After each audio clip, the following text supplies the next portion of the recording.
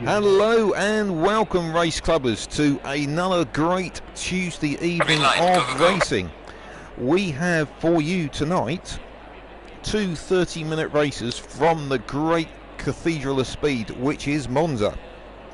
We are playing this really as a homage to the very, very first race of Race Club about 2 years ago, I believe, where we went in for two races at Monza in 30 minutes. So this is also noting Doug Idle, who was the guy that actually set up a race club in the first place. No longer races with us, sadly, but he is the start off for race club for us. So this is round 3 of season 7. We've got another 6 rounds to go after this, so we're just getting our teeth into this this series. We've got a better turnout this week. We've got 12 drivers out there just about to qualify. They've got a 15-minute qualification and then 30-minute race, and then we'll repeat the same afterwards. And the good news is, as ever, I have alongside with me Mr. Tech himself. I have Dan. How are you, Dan? Hello everyone, how are we all doing? I think everyone seems to be doing all right. They all seem to be piling out the pits and trying to get their act together, which is always a good start. Everyone's still friends. Yeah, give it a couple of 30-minute races. They probably won't be. Yeah, I'm sure. Right, well, I think you've got one or two drivers there you can have a quick chat with, I believe. Yeah, I believe we do. We've got Jack in the chat for a quick interview, and we've also got Chicken Paxo, or Ben, and he's going to take us on a lap around Monza. So I'm not too sure who wants to go first. I'm actually going to go on board with Ben to figure out whereabouts he is. Hello, whereabouts are you? I'm just coming into the second chicane. Right, okay. Should we wait until you get to the till you get to Ascari, or? Well, if you want to ask me anything, I'll be there in about 2 minutes. Well, not even that long, a couple of seconds. Oh, hopefully not 2 minutes. Yeah, it's if less something's than gone wrong, 2 it minutes. takes 2 minutes. Yeah, for sure. You've had an off if it takes 2 minutes. Well, I've got the onboard on screen now, so if Ben wants to chat away about it, it's ready on screen. Oh, lovely stuff. Well, apologies in advance if I bin it and stick it into the barrier. Talking and driving. Jack says he can't do it during a race, but yeah, and there we go. Obviously, who wants to sound the best driver? Not me. But yeah. So take you on a high-speed lap, hopefully a high-speed lap anyway at Monza. Great track, as you said. Doug Idle set Race Club up nearly 2 years ago to the day, and this is where we did our first ever championship round of Race Club. So just going to come through the last corner. This is Parabolica. It's a tough one. You've got to get it right, nice and smooth on the power to get out of it. I'll go over the start-finish straight. If I stop talking, it's because I'm concentrating. I'm a bloke who can't do two things at once. That's fine. I'll try and ask you as many questions as I can, just to see if I can put you off. Fair enough. The first question I'm actually going to ask is, whereabouts are you braking there? Just before the 150. Interesting. And then, yeah, just before the 150, get it down into first gear. Dab of the brakes just between the right-hander and then the left, just to get the back end come around a bit more. Around the next corner, the long right-hander, which is a Curva Grande, that's just a flat-out corner. Next one here, about 150, jam it down second gear, try and clip the curb on the inside there, slow through it, fast out of it. That's the plan anyway. Up to the first Lesmo, right-handers, dab of the brakes, around the corner, round we go. Use all the grip, all the curb on the outside. Next Lesmo, this one's a bit tighter and a bit flatter. Again, use all the curb on the outside there. Don't go on the curb will just slow you down. You can straddle it quite nicely though. And then under the bridge here, which is the old banking at Monza. Still there, last race in 1966. Braking just under the bridge there. Clip the curb on the left hand side into Ascari. Wait on the power. Get on the power when you know. Slight tail twitch there. On the curb on the outside. Getting flat out then down to Parabolica. You know there's a corner coming, but it seems miles away until all of a sudden you're on the brakes just at the advertising hoarding by 100. Get the front end in, wait for the marshal point on the power. and then let it go all the way out. Try not to go on the green stuff, it will slow you down. And then over the stop, finish straight. And there we go. Right. Now you know what I'm going to ask. Yep. A second down, where do you think you lost that second? Talking to you, I think. You're going to blame us, are you? Absolutely, I've got all my race driver exclusives ready. Perfect. But I think there's a couple of little bits of the second Lesmo. I missed the apex a little bit there. I was a little bit slow, and we're taking it around about 85 miles an hour. Yeah, I'm about 3/10 up on this lap already. So, choice of car, you've gone for the McLaren. Yeah. Do you think it gives you an advantage here? It's always very stable. The setup I got on it was one that I'm going to be honest, I was playing around on YouTube and someone had a setup on there, and I looked at it, I thought, no, that's never going to work on this car. I thought I'll give it a go, and straight away I was like, oh, actually, it does work. So I tweaked it a little bit, softened rear anti-roll bar a little bit, and dampers up at the front a little bit more.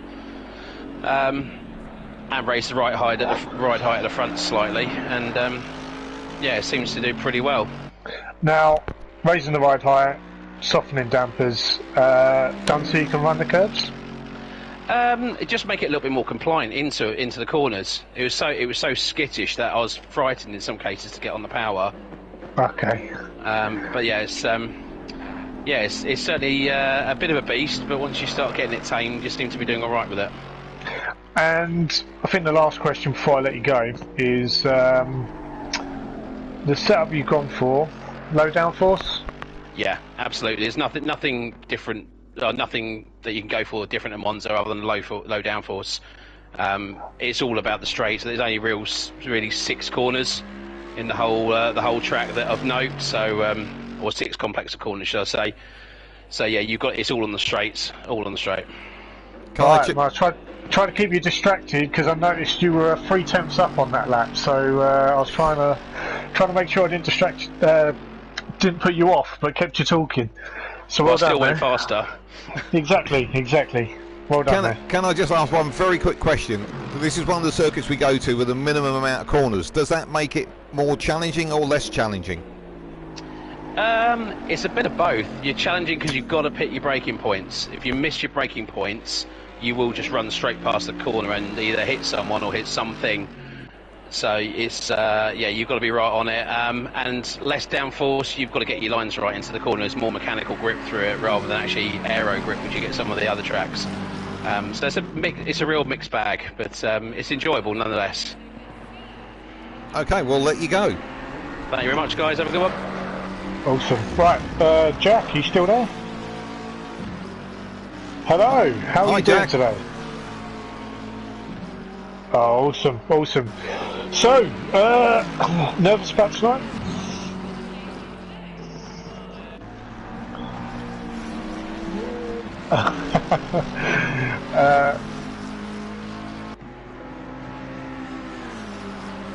Okay.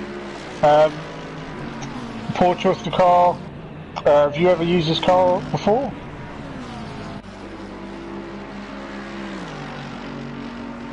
Mm-hmm.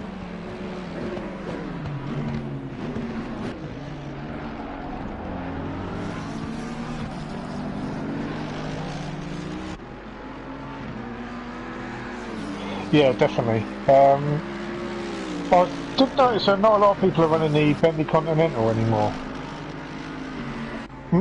It's normally a player favourite, but yeah, very lacking this year. What made you go for the Mercedes?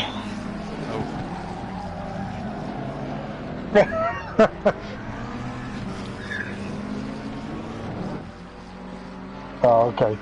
Ah, okay. What's he running under? Oh no. Banana Man. Banana Man is how we're probably going to say that. Banana Man 3000. I'm sorry, I think we are putting you off here. Well, it does have that kind of look to it. Jack, can I just cut to you? We're just having some feedback on the YouTube chat. They can't actually hear you, I'm afraid. It must be your settings in your... so, unfortunately, we'll have to cut you loose at that point, because unfortunately, the good people at home. But yeah, you'll have to have a quick look at your settings so we can hear. Yeah, Okay. definitely. We'll get you next time. Oh, before you go, could you just let anyone else know that if they do want to come in after the race, if they could just make sure their settings are as Trevor sent them out. Brilliant, thank you. Well, it almost worked then, didn't it, Dan? Yeah. I mean, you're going to get our side of our side of the story. Yeah, well, we know what we're talking about, don't we? So that's all that matters. I wouldn't say that. I would. Well, hang on. Shall we actually look and see what we've got going on here? We've got Chicken Paxo, who has nicked in there at 1:49.5.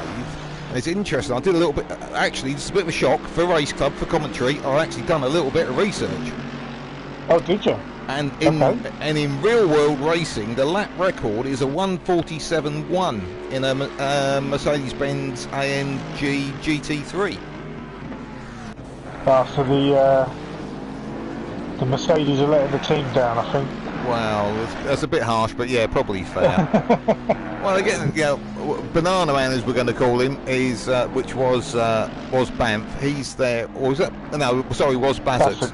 He's there currently in second place. He's just 0.3 off, and it looks quite tight all the way down to 8 because Randy's putting in quite a lap there. Let's hop down and have a look at Randy because he's generally been a little bit off the pace, and just as I go to him, he has straight lined the first chicane. Yeah, I see exactly the same thing. Yeah, it's a shame. I will say, I've done a little bit of research myself, and I actually started driving just before coming on, just to see what sort of lap times I could put out in the Aston Martin, and I'm glad I'm not racing, is all I'm going to say. Yeah, well, I think I was down about a 1:51-ish, I think, was where I could stretch it to. I couldn't even get past 1:54. Oh dear. Yeah, I was having a terrible time. Okay. That's not great, but that's why we're here and they're there, aren't they? Well, that's what it's down to. Yeah, indeed. I was playing around with settings on my steering wheel, settings in the game. I was trying literally everything. I was using every excuse under the book, in the book. Sorry. Well, not being distracted by us, Chicken Paxo has just banged in a 1:49.2. Well, that's it there. So that's going to be a case of which way did he go, I think, because he's 0.7 a second quicker than everybody else. But that next group from Banana Man down to, well, really down to Randy Flangepants, okay, that is sort of just under 2 seconds across that group. But they are reasonably tight there, and there's some names we know that have sort of come up there quite well. And De Silva had a really good round at Silverstone last time out, didn't he? So let's hop on with him in the McLaren. Yeah, he's going to be one to watch, I think.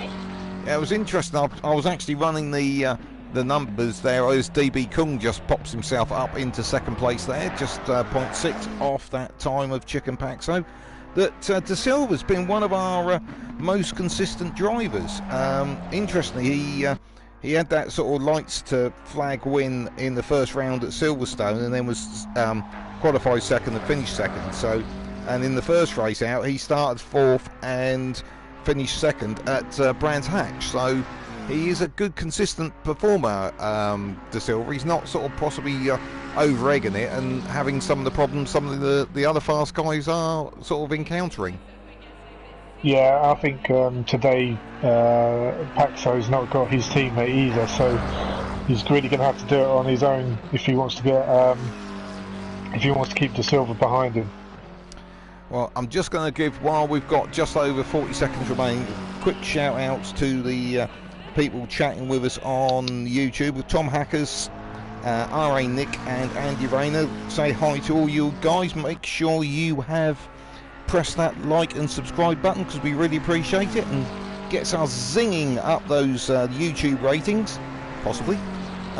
So let's have a look. Everybody apart from Chris V Dub and Chicken Paxo are out there, so we could still potentially have a change of positioning here. I'm just trying to see anybody I think that's going to...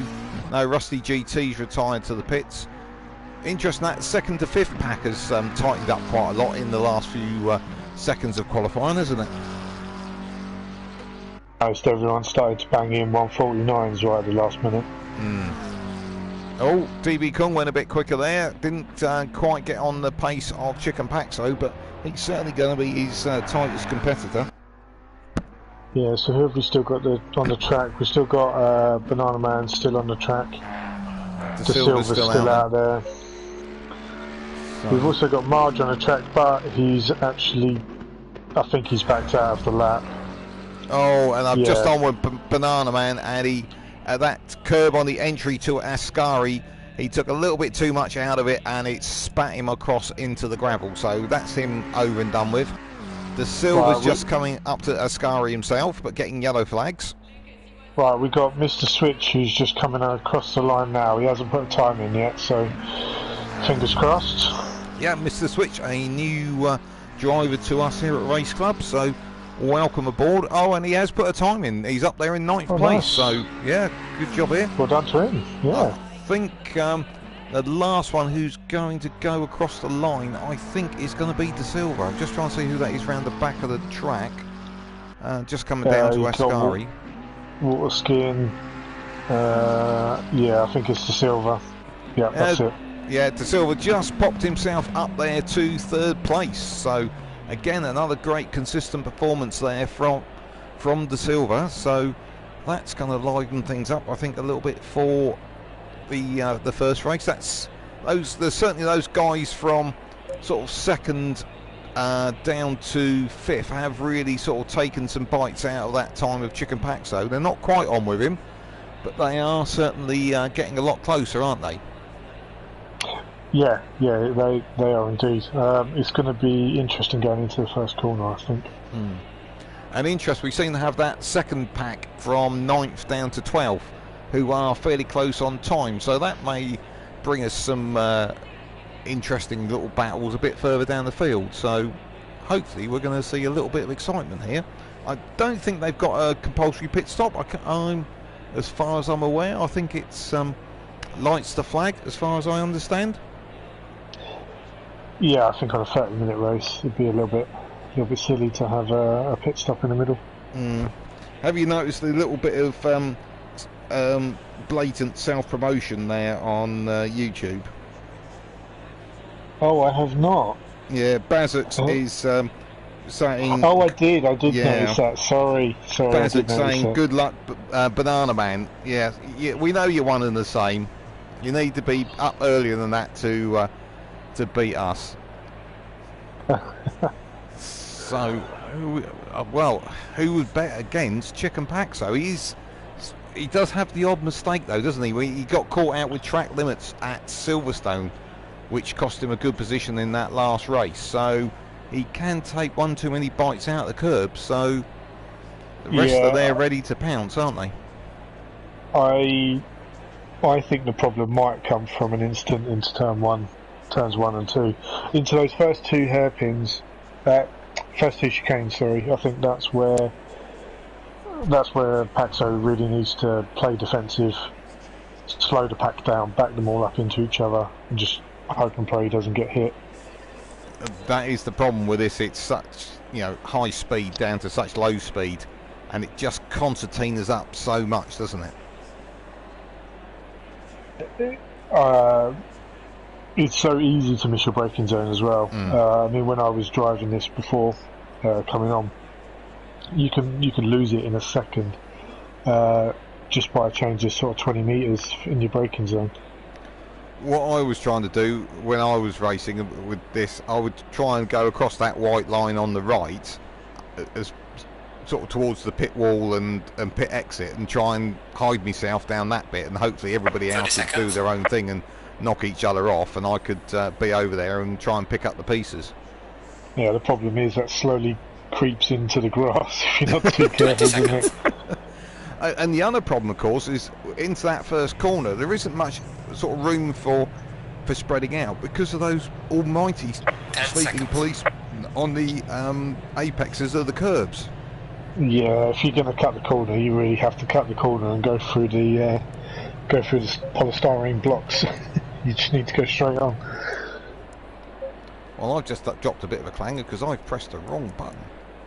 But we don't worry about that because I can fix that as we start, because I was trying to change view and I've made a right mess of it. But thankfully we're on with De Silva in third, and we will fix that when the race starts. We're still getting good footage here, so it's absolutely fine. Where would you want to be? Would you want to be on the inside or the outside going down into turn 1? Inside for sure. I think Paxo and De Silva have got a decent position, and as long as De Silva sticks right on Ben's bumper, he's effectively takes second place. So that's what I would be doing. And of course, the other cheeky trick would be possibly to just cut out the chicane and make sure you lose enough speed so you don't get a track cutting warning, and just rejoin the pack afterwards. Well, I suppose you could do that. Would we call that taking the Joker? I think that's an effective enough track cut that is a Joker. It's when you go into that first corner, you think I'm going to brake a bit. I'll brake a bit early, and you look in your mirror and you think the one behind me is not going to brake earlier. We're going to, I'm going to be the sort of cannonball into the corner there. So you just sort of find some way of bailing out. Another trick that I like is pretending that I'm going to go deeper into the corner, and then we got a. Someone was spinning at the back there. I don't know who it was. Somebody got sideways. Oh yeah, no, I just seen that. Unfortunately, I'm locked to De Silva at the moment, so I can't see anything. Yeah, that is the slight technical itch with the limitations of the great ACC spectator mode. But we've got more than we had a few weeks ago. But so I don't know if that has that car. I can't see this. I think the car must have rejoined. I think it was the Honda, wasn't it? Honestly, I couldn't tell you. Literally just caught a quick glimpse. So weather is looking dry all the way through the race. A little bit of cloud cover, so we won't have massively high temperatures. So tyre wear shouldn't be an issue. And to be honest, these tyres usually last about an hour's worth of racing, don't they? So. Yeah. You don't need to change brakes or anything like that either. So. I'd be surprised if no one's running brake set number 4, which is the most aggressive brakes. That'd be the one I'd be running today. Yeah, because they'll get you through 30 minutes for sure. Yeah, I'd agree with that one. It's almost like a long qualifying session, isn't it? Yeah. For what these cars normally do, 30 minutes is barely anything. So here we go, we are heading down towards Parabolica. The cars are just starting to get themselves organised side by side in the 2x2 formation. They have to keep under 70 kilometres an hour, but obviously they want to get as close as they can to it, as they all do seem to be overly concertinaing up, but they are getting themselves all sorted out there. The McLaren and the Porsche liveries are rather special. I do like those. Which ones are you looking at? I'm lucky I believe it's the Golf ones. Ah, the Golf ones. Blue, yep, the blue and yellow. Yeah, that's Randy Flangepants, isn't it? Interesting choice in a Porsche. Well, Golf and Porsche, well-known combination. So here we go, we are trundling up to the start line. We are waiting for those immortal green. Green light, go. We have, and they are off down towards the first corner. It all looks fairly sensible at the moment. Nobody taking any particular jumps left and right. Looks like Chicken Paxo there's got a good start. He's got the inside line into the first chicane, but this is where it could all get tricky onto the brakes. They all arrive, and it all looks like De Silva's been pushed out wide. He's just lost the space. But they're all Good still move by going. Banana Man there. Yeah, they are all still going, and nobody, by the look of it, has actually got punted out, which is what we like to see. So I'm just changing the shot to get a better view. So I think that's a world first for us. Everybody getting through the first chicane without any problems. So time. Oh, and there is a little problem there. I'm not sure who that was. Banana Man got a little bit of a spin round there, but he has got to go again. Oh, and Randy Flange-Pants has had it coming together. He spins back on the track, collects Banana Man. And there, it's an almighty mess. The Porsche's in there as well. The Aston Martin's just rejoining. Banana Man's facing the wrong way, spun around. Oh, and his car is in an almighty mess. Oh, and no, that's Randy Flange-Pants just recovering there now. So after a first chicane where it all went so well, second chicane, it all went to bits. Yeah, it looks that way, doesn't it? I wonder if he's just missed his braking zone, or if he's had a tap from behind. It was so difficult to see. Well, a lot of the collision was happening after the bend, so I don't know whether it was somebody spun out getting on the power, but it did turn into a little bit of a mess there. But going back up the sharp end, Chicken Paxo is leading with DB Kung in second. De Silva, despite getting pushed out there at the first corner, he is back up there in third. Yeah, with Jack, and then Mr. Switch has pulled himself up the line. If I'm correct, yeah.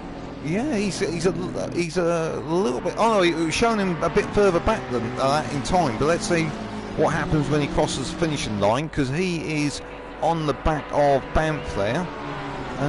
Yeah, I've got him as sixth on my screen. Oh, and he's about to make a move on Chris Vidal. Yep, down the inside into the first chicane. Oh, decides to back out of it. But no, Chris, good choice, very good choice. Yeah, Chris has gone a bit deep there. He's a bit unsettled, so I don't know if Mr. Switch can get him on the way up to Rogier chicane. Yeah, that McLaren's got a lot more power than that Porsche has. Just drove straight by inside Curva Grande there, didn't he? Yeah, excellent move. Yeah, I think the Porsche of Chris V Dub, I think that was a little bit unsettled when it went across the curbs there. But he's not. Chris V Dub's not given up. As I head towards Lesmos, he's right under the back wing there of that McLaren. Yeah, this is where the Porsche is going to come into its own in the twisty bits. Yep, and Mr. Switch goes a bit deep, and Chris looking. Oh, and there's a battle behind as well. That was Rusty GT. Yeah, he just got by. Gamer. Yeah, Rusty GT just got by TTV Gamers there. So that's Rusty up to 7th, TTV down to 8th. So Rusty, Gamers wasn't out last time round at Silverstone, but we did see him at the first round at Brands Hatch. But unfortunately, he got disqualified for not taking a penalty. I tell you what, watching the onboard from the Porsche's position, seeing that McLaren just pull away, so frustrating. Incredible. Yeah, I bet.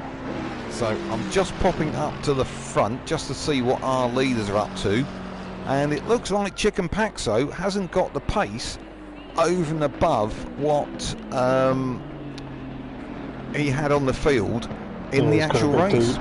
Because DB Kung's hitting it very honest, isn't he? Yeah, he is.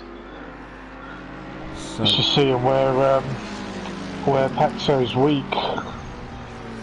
Looks like it could be the hairpins. Yeah, DB Kung and that blue Mercedes is really giving some pressure to the leader there, isn't he? Yeah, he's able to take the curbs a hell of a lot better than what Paxo's able to at the moment. They do seem to be, I think, gradually pulling away from De Silva though. So I think at the moment, subject to incidents, it is down to DB Kung and Chicken Paxo for the lead of this race. Yeah, I'm really surprised actually. I really thought De Silva was going to be right up there, given his first lap. Well, just having a quick update on people pitting and so on. I saw Randy Flange-Pants was in the pits. I saw Marge coming out. Oh, a bit of a mistake there from DB Kung at Ascari. Got it a bit sideways on the first bit, and he's now coming very, very vulnerable to De Silva, who seems to have a massive overspeed coming down towards Parabolica. And when the cameraman catches up, we will see De Silva trying to go round the outside in the brakes. Great move. Easy manoeuvre. Managed to drag it back down to the apex. That was fantastic stuff from De Silva. Oh, and DB Kung was a bit greedy on the throttle, and the back come round on the exit of Parabolica, and he's in the barrier. So I don't know if he's going to go for the pits. Yep, unfortunately a bit too much damage there, so he's trundling down the pit lane. So that brings... Fingers crossed he's not going into the pits. Yeah, well... Oh no, he is. Yeah, he's gone to the pits, and interestingly, the one who was up... Banff, who had that massive damage, the green Mercedes there on screen with the bonnet wide open, incredibly, after all that kerfuffle on the first lap, he's somehow third. Yeah. Don't quite know how he's pulled that one off. Did we miss something? I feel like we've missed a big jump. Well, yeah, he's is there a shortcut? Maybe he took the Joker. Yeah, I'll have to go back and re-watch the stream to work out what's happened to that one, because if any of the guys who are watching at home can let us know that, you know, unfortunately we're rabbiting on about this live. Oh, and look in the background there, Mr. Switch has gone a bit deep. No, it's Rusty GT. Oh no, they both, yeah. Both of them have messed up. Yeah, Mr. Switch went across the curb and went airborne. Rusty GT also went airborne, but he went less airborne. Oh no, we've missed Bamps. Bamps put it in the wall. Again. He's having a nightmare, isn't he? It must be because we spoke to him before the race. Yeah, I think because we spoke about it literally 10 seconds before. Yeah. This commentator's curse. It is. It looks like he's creeping off into the grass, and I think he's going to return. Yeah, he's returned to the pit lane. So, well, they're dropping like flies a little bit here. We're going to have a bit of a turn up for the books, I think. So that's the one who's really punching his weight there is Rusty GT. He's up into third. Yeah, and Mr. Switch is currently in fourth as well, which is really impressive. Yeah, that's his debut. And unfortunately, I think you just cursed that because I've just seen him. I think I've just seen him going across on the grass. Not on my screen. It was just between Ascari and Parabolica. I must have missed it. Or was that? Might have been TV Gamers. I don't... Let's have a look as they come up to the line. Well, the Aston Martin there, but I think the Aston Martin's been I'm losing the track of where everybody is, because Waterskin is 7th. I'm on with Gamers. No, the Waterskin, that's right, he's 7th in the Aston Martin. We'll just have a quick look at him. As commentator's curse again. Just like I looked at him, he got 2 wheels on the grass going into the first chicane, and I thought he's never going to stop it, but somehow he managed to gather it all up. And in front of him, Gamers is going all over the grass on the exit of the first chicane, and now leaving himself vulnerable to Waterskin, who looks like he's got a great run up to the second chicane, I think.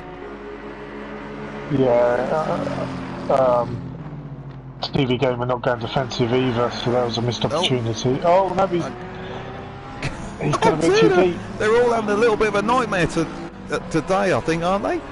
Oh, surely that's a penalty, that one. It could be a joker. Could be a joker. Could be, yeah. Do the old favour, go for the joker. But they both had a fairly terrible second chicane there. One of them went straight and jumped the curbs, and the other one went too deep and then too wide on the exit. So I'm trying to keep track of everything here because it's all getting a bit busy, and I'm not sure who's doing what to who, really.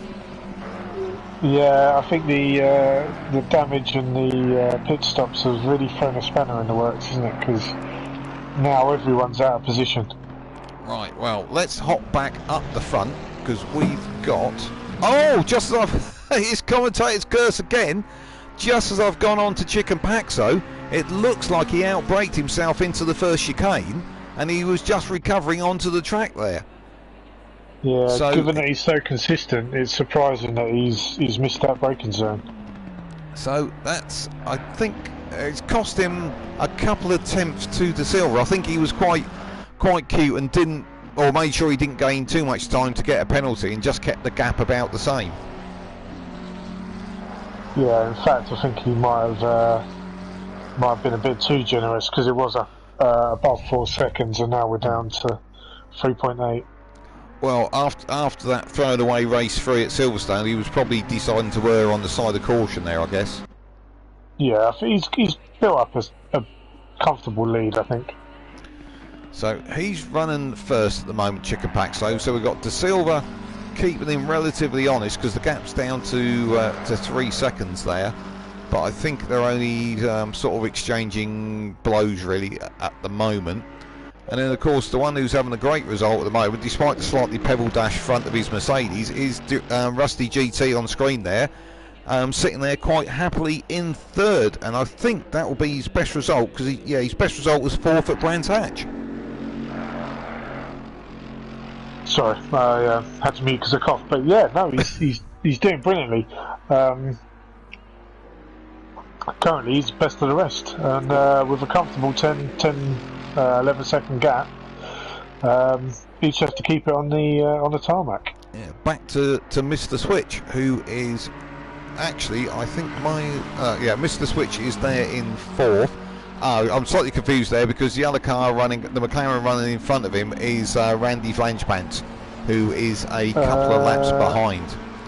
So that's why I was a little bit confused there. So there's two pale blue McLarens. We have this constant problem with Race Club. They do like to paint all their cars a similar colour. Yeah. The blue's lovely, but we can't tell you apart. Yeah. And it's that sort of, you got such a palette of colours that they end up with the same ones on the same cars. It's so frustrating. Anyway, but yeah, Mr. Switch there is doing a cracking job there on his debut with Race Club, keeping himself relatively out of trouble in a nice fourth place. Yeah, we behind him we got Chris Dub in the Porsche. Yeah, he's doing well, because he's using the old hand controller. Yeah, I'm on board with him at the moment, and you can see the steering wheel going absolutely berserk with the controller inputs. Well, he's doing a stunning job, because my lad was on his Xbox, although we don't talk about such machinery here, the other night, and they were doing the Nürburgring, and I've done that quite a lot on like original ACC and GT7. I was watching that, I said, oh, come on, give it here, I'll show you how to go around here properly. And it was on a joypad, and Lord knows what the setup was, but you just went full lock one way, full lock the other way. Yeah, so you as soon as you got any speed in the thing, you just sort of suddenly turn right and smacked yourself in the barriers. So I'm constantly admiring of Chris Dub of how he gets that round there with a controller. Yeah, no, he does really, really well. With Mr. Switch, I think has gone off. Side by side, and it looks like Chris Dub is diving through there when the cameraman catches up. Yep, Chris Dub going for it down the outside, but Mr. Switch trying to hold him off the inside as they go into Parabolica. And is he going to try to cut back? Yep, Chris Dub has swept round the outside there, and he looks like he's got a little bit of gap there as well. Yeah. After that mistake, you just lose all your momentum. That's the problem with this track. Is the straights are really the corner exit speed is really important. And there we go into the first corner. The Mr. Switch's McLaren just drove straight by the Porsche there. I didn't realise there was such a difference in straight line speed. Yeah, that McLaren is absolutely mighty on the straights. Well, that's what you want for this circuit, isn't it? Yeah, for sure. I'm surprised that McLaren's even got a wing on it with the speed that he's carrying through there. I just rip it off. Yeah. So, we've incident there with Waterskin. He has gone back to the pits. I hadn't spotted that one because he was in the battle there with Gamers 96, wasn't he? Yeah, unfortunately, Banff is also in the pits as well. I think he might have retired. Ah, okay, so we've lost some top names there, so good opportunities there for the drivers maybe who sometimes don't get quite so close to the sharp end to get themselves a little bit further up there. So TT Gamers, as I see, joined us for the first round. That was Derek, but he halfway through. Keep it up. managed to get disqualified because he didn't take that penalty, so he's obviously having a lot better evening out here, and with a few big names out, he's got his way up the chart a little bit. Yeah, doing an absolutely brilliant job as well. I think keeping out of trouble is definitely the key to tonight. And we thought they'd all done that at the first chicane, and of course at the second chicane, all hell broke loose. Yeah, that's the problem with this track, isn't it? Is that you go from one chicane straight round for a fast right-hander straight into another chicane. So just moving down the order as we do, as we just nipped over half race distance, so it's a 30-minute race in total. So we have got down to DB Kung in the blue Mercedes there. Now, he's normally, well, he was quite way up, wasn't he? They had a couple of little incidents, a couple of little spins, but he's still battling on. But he's at 7th at the moment, and he's just coming up there to the lap, I think, Banana Man, I think. Yeah, he's just letting him through. Yeah, good job by Banana Man there, letting him past. And we've got quite a bit of gap each side there for DB Kung, so he's not really in too much of a challenging position there at the moment, because behind him we've got Marge in the Honda, and again he's in quite a sort of quiet position there at the moment, so they've all sort of strung themselves out a little bit, which is quite unusual for these shorter races, isn't it? Yeah, the track's quite high speed. It's not very long. You'd think they'd be a bit more bunched together, but I think with all the accidents we've had, people missing braking points, and having to go back to the pits through mistakes, I think this sort of thing was going to happen. Yeah, but it's interesting, some of the ones we've seen sort of go astray have been the ones normally we see fighting at the front end. So interesting how even the good guys can get it wrong. Yeah, for sure. I mean, we see even Paxo, who's leading the race currently, he even made a mistake. So it's far too easy on this track.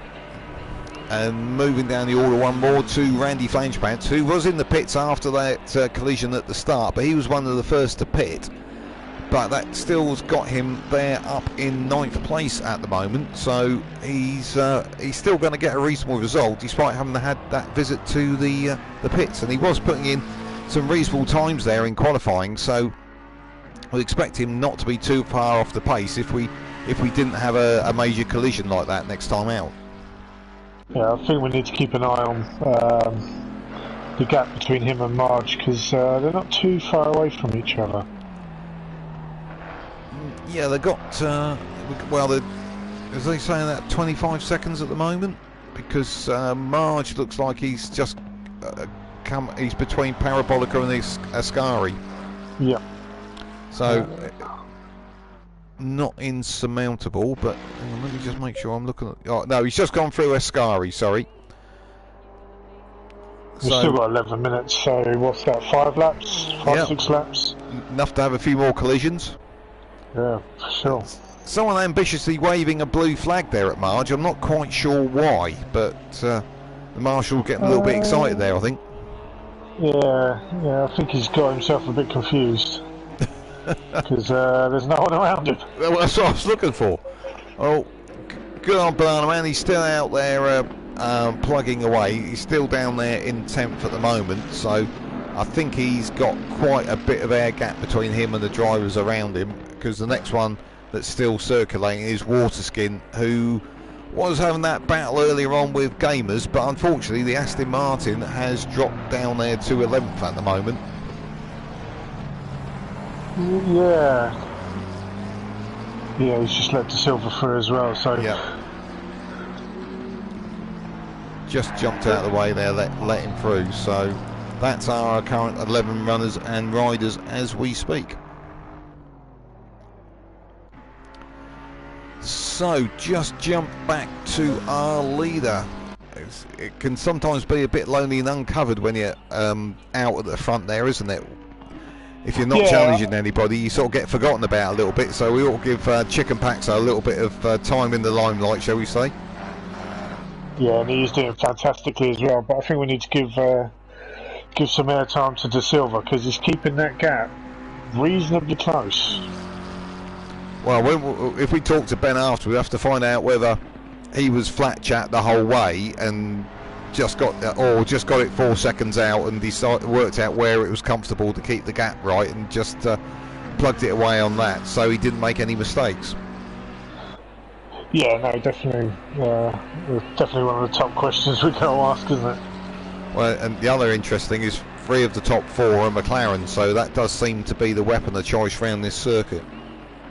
Yeah, I wonder if Ben's shared his secret setup with anyone. Well, for the right money, I'm quite sure he would be prepared to do so. Oh, I'm sure for the right money, Ben would be willing to do a number of things. Remember, this is family friendly. So just remind everybody, this is round 3 of Race Club Series 7. We've got 3 races for you tonight. 2 races for you tonight. We've got 2 30-minute races. This is the first race coming towards its climax, and this will be immediately followed by a 15-minute qualifying and another 30-minute race straight afterwards. So please don't go anywhere, and if you would do the kindest thing to click the like and subscribe buttons on the YouTube stream, we would be most appreciative. So we've got anybody else who is starting to come together. We've got De Silva, who is, as you say, keeping Chicken Paxo on us for that roughly 4-second gap, but just doesn't seem to be able to get any closer, does he? No, I think he's making it up in certain areas of the track and then losing them in other areas. I have a feeling it might be that he's quicker in the corners and losing it on the straights. Yeah, they were the 2 areas I was never that good at with the racing, and that was the corners and the straights. The corners and straights, yeah. Yeah. Everything in between, I was fine. So let's have a quick look. Oh, DB Kung has gone for the pits from 7th place. I didn't notice that. It looks like he's had a couple of moments, hasn't he? And it looks like he's coming in with the bonnets flapping open, so that looks like it's under a little bit of damage recovery. So he's decided he can't carry on with it as it is. So perhaps he had a bit of a moment that we didn't see. Yeah. We'll have to see if he's retiring or whether he's coming back out. Hopefully he's coming back out. So I think is that promoted? No, I think he was in 7th, wasn't he? So we're waiting for, let's find him, Marge to... It'll be Marge who's coming through. It's maybe Marge a lap behind, actually. Because Marge has gone by... Ah, no, he was... I know what it is. He's already gone through, gone through. Yeah, he's gone through, but what it is, we're waiting for the second timing mark. Yeah. Yeah, here we go. Yeah, so DB Kung down to 7th. Oh, somebody went a bit wide there. I think that was DB Kung. Oh, that was Aston Martin again. Yeah, that was Waterskin. I think he was getting out of the way. I don't think that was a mistake. I think he was jumping out of the way. Yeah, he certainly did that. So, but interesting to be how long Marge is in the pits. Because Marge he's out. Oh, I reckon he just repaired damage and went again. So he's back out, unless he made a bit of a clanger with the fuel and had to refuel, because that seemed to be quite a quick pit stop, I think, didn't it? Yeah, I don't know. Same with DB Kung, he's already back out. Yeah, oh sorry, that was who I thought I was talking about. Yeah, no, sorry. Yeah, DB Kung, no, he's back out. But I don't know if you can see whether... Well, it looks like his whole body's been repaired, so I'm assuming he's repaired the whole lot. Yeah, just did a quick repair and got back out again. Now, the interesting thing, this will liven things up for us as the race comes to a conclusion, because that's dropped DB Kung there in the blue Mercedes down to 9th, but it's put him out only 4.5 seconds behind Randy Flanchpants. Yeah. So I think that is going to bubble up, because DB Kung, I think, had about a second a lap on Randy. So I think that is going to be our battle that is going to liven up in this last 5 minutes of the race. Yeah, I'm just looking through the pack now, and although De Silva is closing the gap a little bit on Paxo. But is that Chicken Paxo just stroking it to the end? You know what, I don't know. He seems to be comfortable in his pace at the moment. It's a shame that we can't actually see the lap times, which is a bit cutting. Yeah, it's not the greatest system for giving us information, is it? No. No, it doesn't do anything that you need to know. It tells you lots of stuff, but not what you particularly want to be able to talk about. So I'm just looking at this gap between Randy Flanchpants, who we've got on screen at the moment, and DB Kung. Yeah, that's come down to 3.8 seconds. So We have got probably about 3 laps to go, would you say? I think, let's have a look where Chicken Paxo is. Given that he's coming through Ascari now, I would say, yeah, we've got 3 laps. He can comfortably put in another 2 with another 1 to go. Well, I think I'm going to take the gamble and go on board with DB Cook as we head down towards Ascari. We're sat on his dashboard as we head into the Ascari chicane, down to probably 2nd gear. I know he's going 3rd.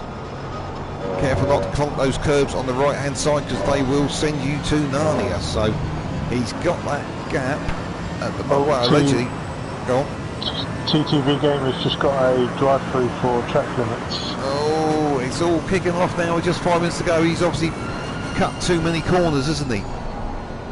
Yeah, we've also got Chris V-Dub and Mr. Switch also having continuing their battle from earlier.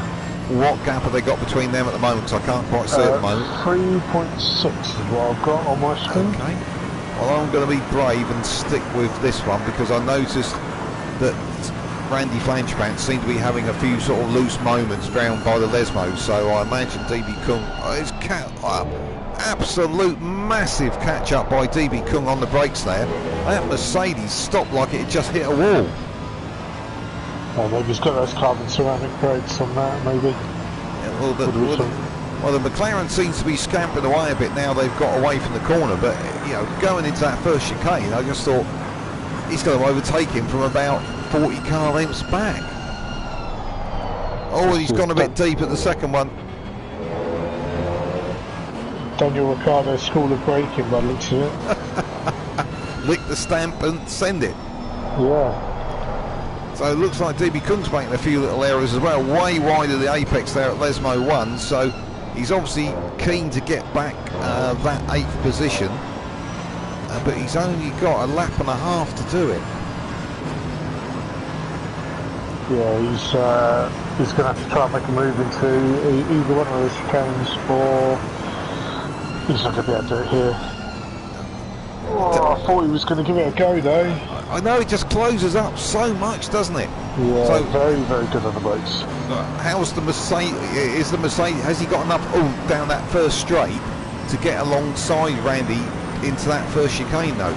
Or is he going to have a go here at Parabolica? He's got that massive braking advantage. Has Randy gone deep? Can he do the cutback? He's gone defensive, he's done the wise thing. If I was Randy now, I'd be sticking it right on that right hand side. So do we think we're coming up to the last lap? Where is Chicken Paxo? He's in the Lesmos now. Could be tight. Oh, Randy Flanchpant's going defensive at the first chicane there. Still keeps quite a good line, but he is going to lose speed on the exit. But that McLaren, as you say, scampers away again. He's got the opportunity to do that. You know, hold DB Kung behind him and just power out of it. It's Waterskin has gone for his drive-through. Unfortunately, that's dropped him down to 11. Was it Waterskin that had the drive-through? No, it's TTV game. Ah, okay, I was getting those two mixed up. Waterskin's come in for some reason. It's hard to tell what.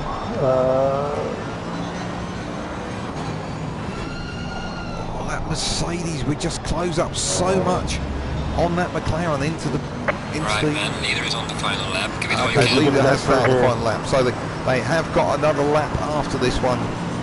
So DB Kung has got another chance. Let's have a look. Oh, someone's just got to stop and go. And it's... Chicken Paxo? No, oh, I wish. THG Waterskin's just got one. Probably driving, using pit limiter. I think we've all got a full house here. Everyone's either had a penalty or an accident. Oh, here we go. We're going wide as Randy Flanchpant takes the defensive line. He's trying to do the cutback. You're spot on there, Dan. Oh, are we going to get it done? We're looking at the outside. He's got a bit more speed this time. I think we're getting up alongside. He's on the wrong side, DB Kung, for the next right-hander, but he's going to give it a go. Has he got the braking advantage? Has he got the braking? Oh, I almost daren't watch. Randy Flanchpants. Perfect defending. Perfect defending. Great job there. Absolutely fantastic stuff. We'll just return so we can see what everybody's doing and where everybody is. Randy Flanchpants only got to keep at it for another 3/4 of a lap. He's only got a few turns to go. So I'm just trying to see where is... oh, hello! What's happened at the front? De Silva's in the lead. Chicken must have made a mistake. Time's up. And he's where he was 4 seconds in front, he's now 4 seconds behind. He's not done that silly thing where he's crossed the line with a lap to go thinking he's already finished. What, and backed off? Well, not impossible. But yeah, De Silva has literally snatched that one at the end of the race as Chicken Paxo comes across the line in second place. And just heading down towards Parabolica now is Rusty GT. So, well, we'll have to talk to Ben afterwards and see what happened there, because we all thought he got that one in the bag, and to be honest, we weren't watching, because, and of course, DB Kung has got in front of, just as we looked away, DB Kung has got in front of Randy Flanchpants. So we missed all the action there quite comprehensively. Dear me, it's amateur. We have to split up our view, I think. Well, it's definitely amateur night here in the commentary box. I don't know what we're doing wrong here. Well, the other one that's going to get a bit of a clap. Well, Mr. Switch is all the way back at Lesmos, but he is still 4th. Chris V Dub is 5th, and TT Gamers, despite the fact, TT Gamers is in the barrier, but he has got a stop and go 30-second penalty as well. So it's all gone a bit odd here at the moment. Well, who we got coming to the line next? We've got Banana Man, who is 2 laps behind, so despite his heavy damage earlier on, he is actually going to finish in 10th place. Randy Flanchpants is currently showing 9th, but I think TT Gamers is going to drop considerably down the order once he eventually crosses the line. I think he's going to be the last car across the finishing line, I think. Yeah, 30-second stop go, it's a long time. Yeah, well, I think that adds over a minute to your time if you don't take it.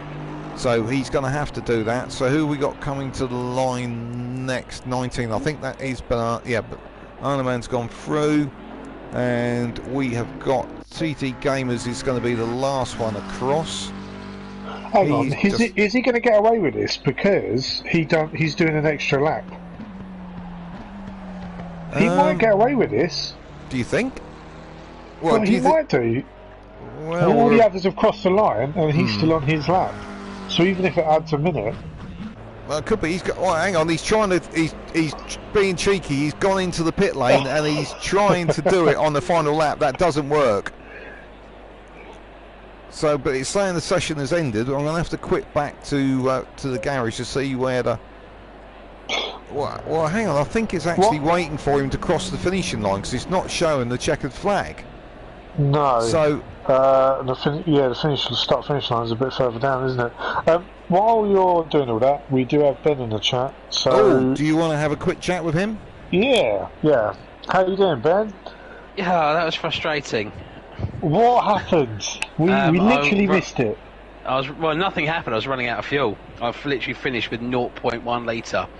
I thought I'd overfueled it, if anything, and then I was like counting it up, and I was like, trying a bit of lift and coast, short shifting, but it just wasn't enough. In the end, I had to stick it on fuel mode 12 and trundle around. Tried to defend into Ascari, but it never quite got far enough away from De Silva to make it work. And I think it's my own fault being too quick too early on. I think the key takeaway here is fuel for what you think you need, and then add 5 laps. Not 5 laps. 5 laps would be a bit too much, but yeah. But it's a shame though, because a good race pace all the way through that. Didn't make any mistakes apart from the fuel. And were you keeping the pace steady just to keep De Silva at arm's length, or were you flat out? No, I was managing it. I was quite comfortable. I probably could have gone about another half second, 7/10 quicker, but didn't need to. The gap wasn't coming down too much. I had one mistake where actually I missed the first chicane, and just kind of had to do the mini chicane in the slip road. But actually, I lost about 2 seconds to De Silva on that lap anyway. But other than that, it was steadily growing. Wasn't taking any risks. Yeah, but it's quite comfortable. Apart from, I said, not quite enough go juice. That does seem a fairly basic error, that one. Yeah, get the calculator out and Red light, go, go. Yeah, I'm assuming you're going to make that change for the next race. No, I'm going to leave it as a course I am. Yeah. Yeah, it'll be a proper amount of fuel in this. I might just broom it, and then I know for a fact that I'm not going to run out. So, yeah. It's really unlucky, Ben. Ah, well, it's one of those, isn't it? So move on, and we'll start qualifying too now. Well, good luck.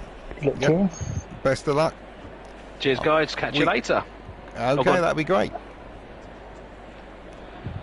Well, unfortunately, I'm not getting a very good resolution on my little phone here, but we've lost a couple of drivers all of a sudden, so I'm not quite sure who's gone there. What skin games? So we've still got CCV Gamer. Chicken Paxo's still there.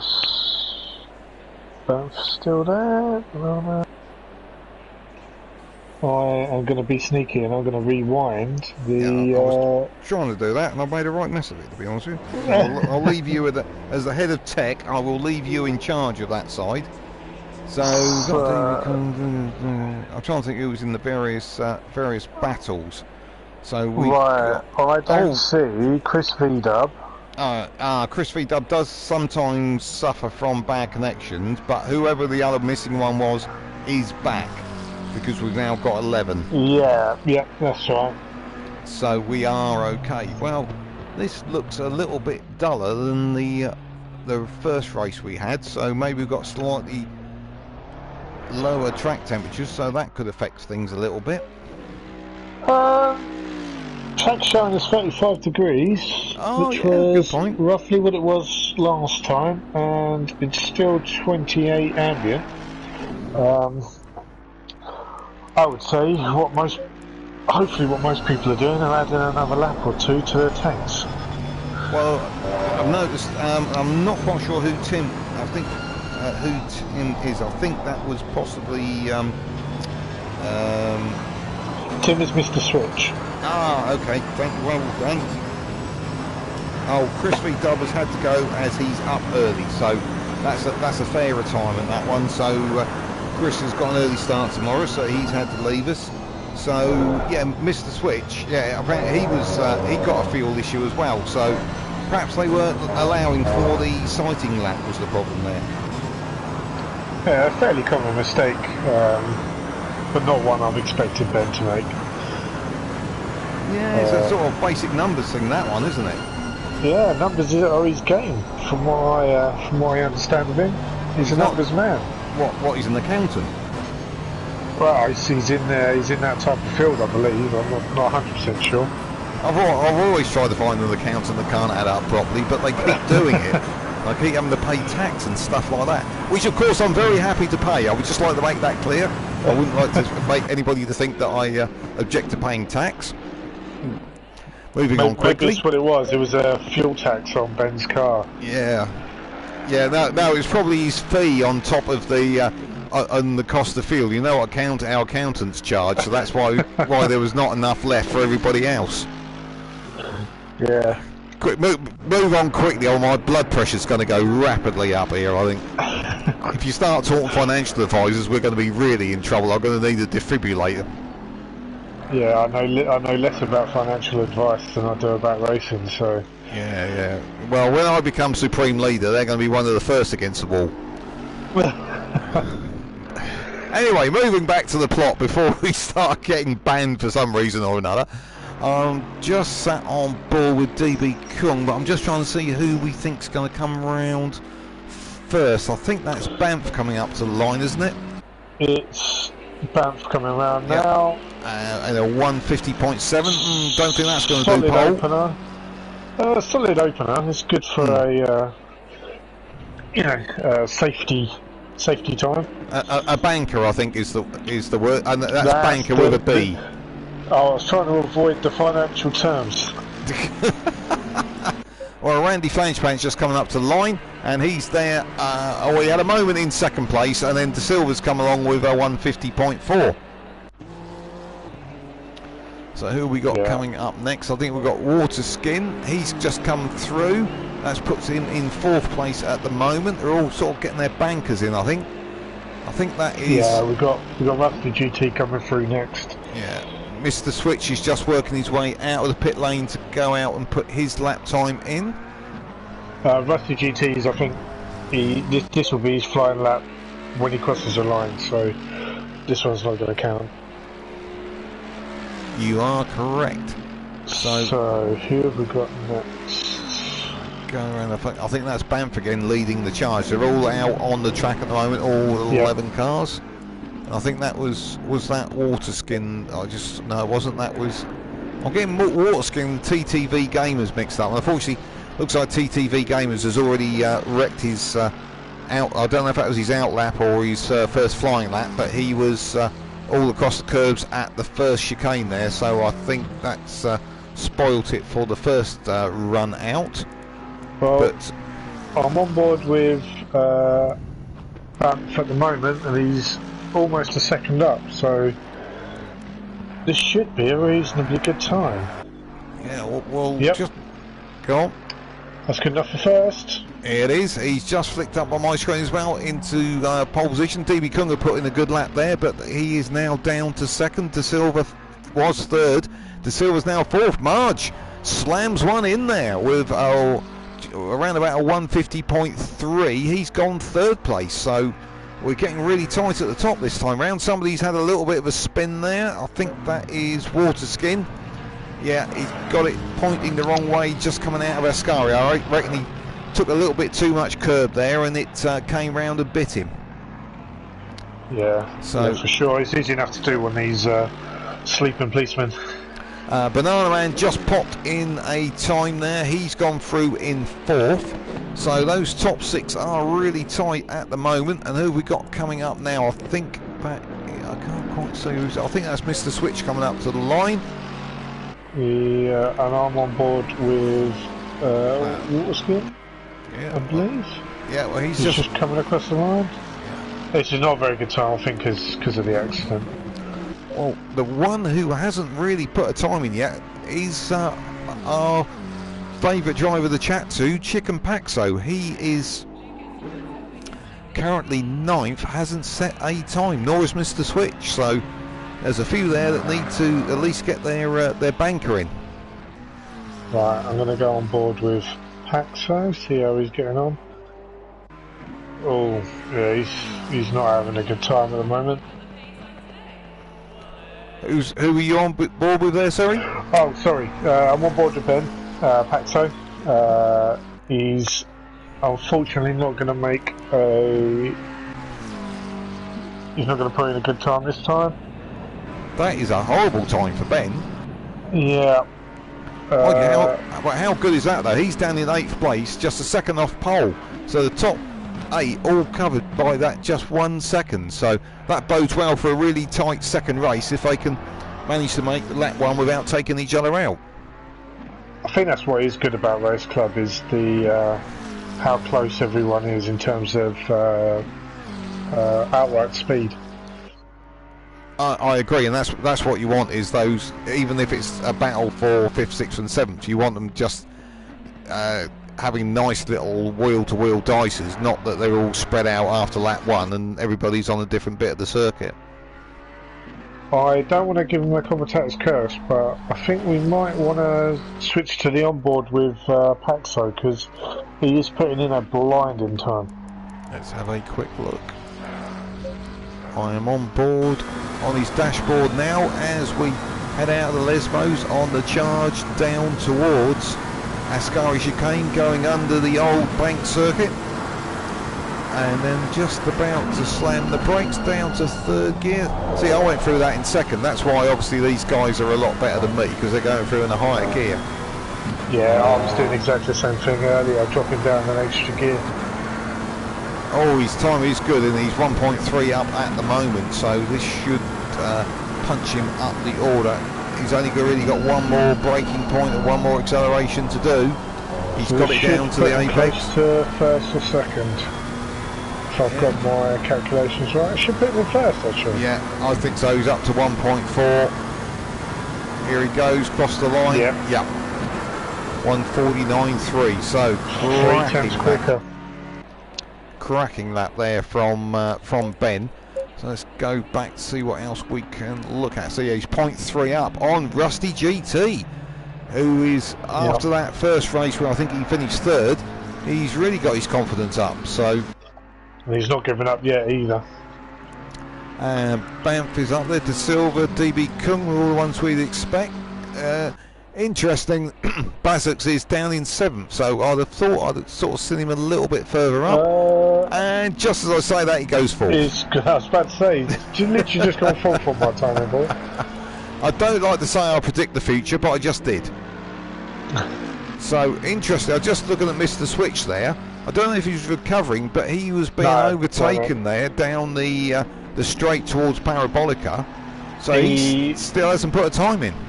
So he had pulled over to let Rusty GT go. So I think he was holding Rusty up. Yeah, but that's a bit brave. He's only got really sort of probably 2 more chances to get a lap time in, so he needs to get on with it to put no too fine a point on it. You only need 1 good lap. I'm going to stick with him. I'm going to see how he does. Who are you on board with there at the minute? Sorry, Mr. Switch. Yep, that's who I'm with as well. He's currently 10th. In 9th is Waterskin, who's Jose, our Continental Europe representative. Oh, along with Jorgen, of course. So, just coming up to the second chicane. Looks fairly tidy through there, Mr. Switch. If you're on board, are you able to see what sort of time it's showing him as? Unfortunately, it's not as good of a time as what he'd already put in. So, 2.5 seconds down on his best time. Yeah, but his best time must have been some kind of corner cutting episode, because he hasn't actually banked the time yet. It's not counted, so it's difficult. His last lap was a 1:58, so he's definitely quicker than that. And we know he backed off down that straight towards Parabolica, so he's definitely going to pick up some time now. I think he might have gone outside track limits there, coming out as... No, his time's still showing white, so in my eyes that's still valid time. That's good enough for me. That's good enough for me. So in we go into Parabolica just to complete this lap. He really needs to get this one in, otherwise he is going to be starting from the back of the field. It's going to be a 1:51. Oh, a little bit further. Here he goes. Well, he's got the time in, but no, there's a 1:53. 1:53.9. Yeah. So only TTV Gamers has yet to put a lap in, and that's Derek. So I'm not quite sure where he is at the moment. Oh, he's out on his own round the back of the circuit, so he's got no one in his way, but he's got this and the next lap with a chance to do something, but he's looking like he's going to be a little bit down the field this time, but certainly that front end of the field down to Randy in 8th. Oh, hello, look at that, Chicken Paxo in the 1:48. Didn't see that one coming. Yeah, he's not happy being first, he wants to be super first. Yeah, well, it's slightly depressing from everyone from Banana Man down, isn't it? Because they're all 0.7 to 1.8. They're all just about a second apart in that band from 2nd to 8th. But he's 0.7 of a second quicker than everybody. Well, I think Banana Man's either given up or he's thought, well, I'm not going to do 7 tenths, so I'll just sit in the pit for a little bit. Although he is coming out now, so... but he's not going to get round before the time runs out, because it's nearly a 2-minute lap and there's only 48 seconds left. Yeah, he might have made a settings change and he's just going to try it out, maybe. So where is he at who's the on moment? the track. I'm just trying to see. Go on. I'm going to go on board with De Silva. Okay, I'm going to look at Mr. Switch because he's just coming around Parabolica. So I think this is hopefully going to be a better time for him because he was definitely a lot more up the field last time round. So see if he can bank this one in. No, doesn't look like he's gone forward at all. He's got 13 seconds left on the clock, so he can go again, but he didn't improve that time, so he's still down there in 9th at the moment. Well, if no, he's gone across the curbs. It's all over for Mr. Switch. He's going to start 9th. I'm hoping De Silva will push himself up to 3rd. Looking at his time. Oh, just hot ball as he goes across the line. Oh. No, he's still there in 5th. Well, what happened there? You lose a lot of time in the last sector. No, he was 2 times up when I last looked. Maybe Parabolica's got the better of him. Well, the only one that hasn't got a time in yet is TTV Gamers, and he's just coming into Parabolica. He's the last but one car to finish. Banana Man, as we know, is just on an outlap to test his car. But is TTV Gamers going to be able to get a time in? He comes up to the line. And the answer is yes, and that gets him up to 10th place. And there we go, that's Banana Man just going across the finishing line there, but time has run out, so that will just be for testing purposes. So that was quite competitive, wasn't it? Well, certainly between 2nd and 8th. Well, yeah. We've got that second little pack of 9th, 10th and 11th, which we know Gamers and Waterskin were having quite a little battle last time out. Well, between 1st and 6th is 1 second, and they're all under a minute 50, which is a really impressive time. It is, and there's a Chicken Paxo dipping into the 148. So as you say, he decided he just didn't just want to be first. He wanted to be first by a long way. Yeah, just not happy with it, is he? Right, if you talk for 2 seconds, I'll be back in a sec. 2 seconds? Can I talk for that long? Yes, probably. I've rattled on for years, so I think we're okay with that one. So here is your grid for race 2. So remember, this is round 3 of season 7, and we have got another 6 rounds to go after this race, or after this round I should say, sorry. So here we go, Chicken Paxo on pole. Alongside him will be the driver on your screen at the moment, Banana Man. He is going to be alongside in the Mercedes, and we've got quite a Mercedes lineup there for 3rd, 4th and 5th of Rusty GT, who finished 3rd in the first race. And then we got DB Kung, who he was one of the casualties in the first race. Banff is there in 5th, and that's the last that runner for Mercedes. De Silva, he won the first race, hasn't quite been able to put in a good lap time second time round, so he's going to find himself a bit vulnerable in the middle of the pack for race 2. Behind him is Marge and Randy Flangepants. They had ventures themselves in that first race. Mr. Switch comes there in 9th, lining up on the 5th row alongside TV Gamers, and then just at the back there is Waterskin. But those last 3 drivers of Mr. Switch, TTV Gamers and Waterskin, they are not far apart, so we're going to have a little bit of probably League 1, League 2 battles going on here. But as we know, last time round with the adventures some of those leading drivers had with that first lap incident meant that those drivers maybe who didn't have the outright pace did actually have the chance to get themselves up the field. So this could bode well for the second race, and as we're just about to go for the start, we can see the track temperature has dropped about 10 degrees from what it was in qualifying. So I'd imagine a lot of the drivers are going to be looking at their setup and be adjusting tyre pressures, because that 10 degrees drop in temperature will cause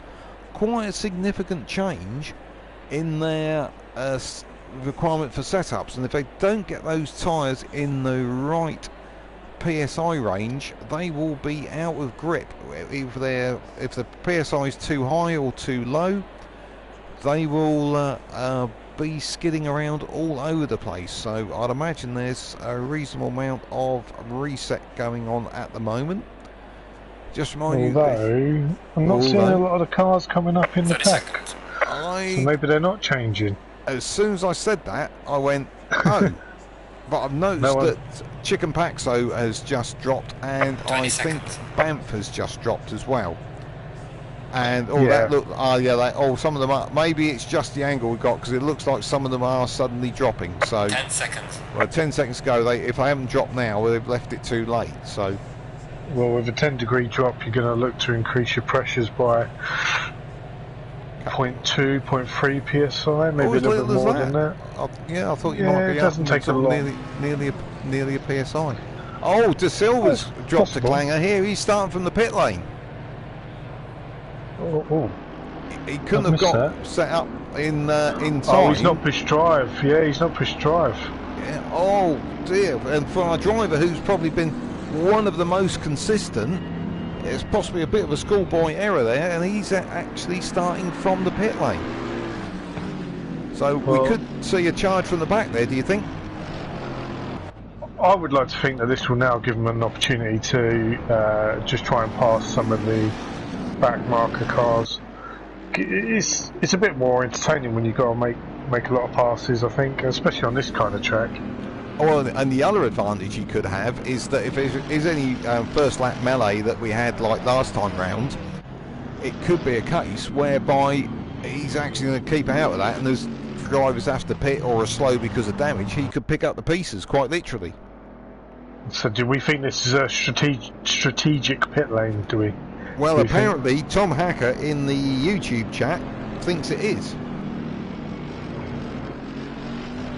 And while you were off doing whatever you were doing, I was mentioning that De Silva was in a bit of a vulnerable spot there in the middle of the pack. So you either sort of want to be at the front or the back, like we discussed in race 1. So being in the middle of the pack there maybe was quite a smart move. So I suppose my question to you is, De Silva starting from the pit lane, where can he get up to? I would like to think that he'd get back to 4th, 5th place. That's my prediction for this race. Yeah, I'm with you on that one. I think the thing is, you've got the guys up the front who obviously had that problems last time. If Chicken Paxo clears off and has enough fuel, we'd be surprised to see if he's going to come under too much pressure, but you never know. We could have a bit of adventures. But Rusty GT certainly got pace there tonight. So DB Kung and Banff. So it's going to be a big ask. I can see him getting by the guys up to probably 7th. I think above that, yeah, it's going to rely on an incident, I think. Well, I mean, he's not like he's a million miles back. He's a very quick driver. I think give him 3 or 4 laps, we might see him much further up the grid. Oh, well, only time will tell. They are just cruising their way through Ascari to head down straight towards Parabolica.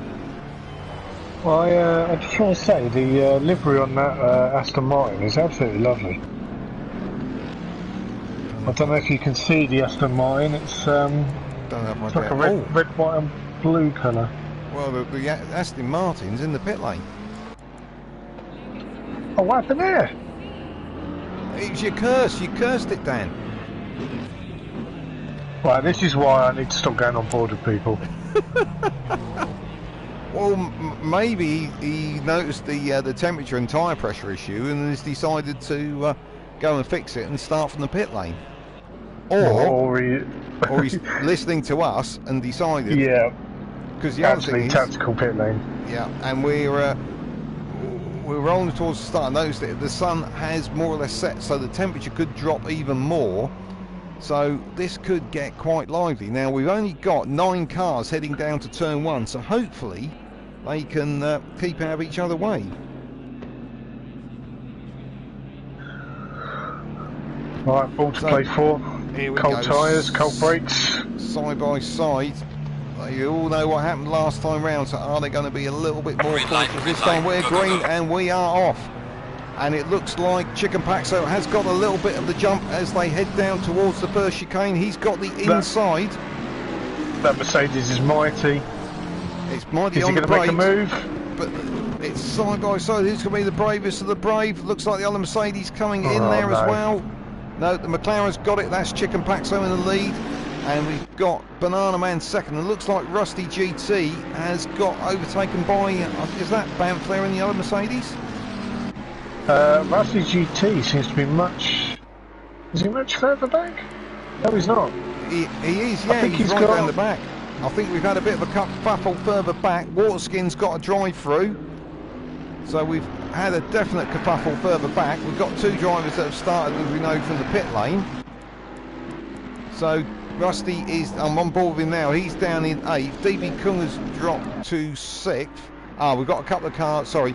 Rusty's dropped to 5th. So he wasn't as far back as I originally thought. That was just the timing screens catching up with themselves. So the adventures from there seem to be that Waterskin has got a drive through there. So De Silva and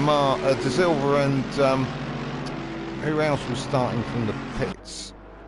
That was the Aston Martin one, that yeah, it was THD Waterskin. Yeah, so he started from the pits and got a drive through. That's quite impressive.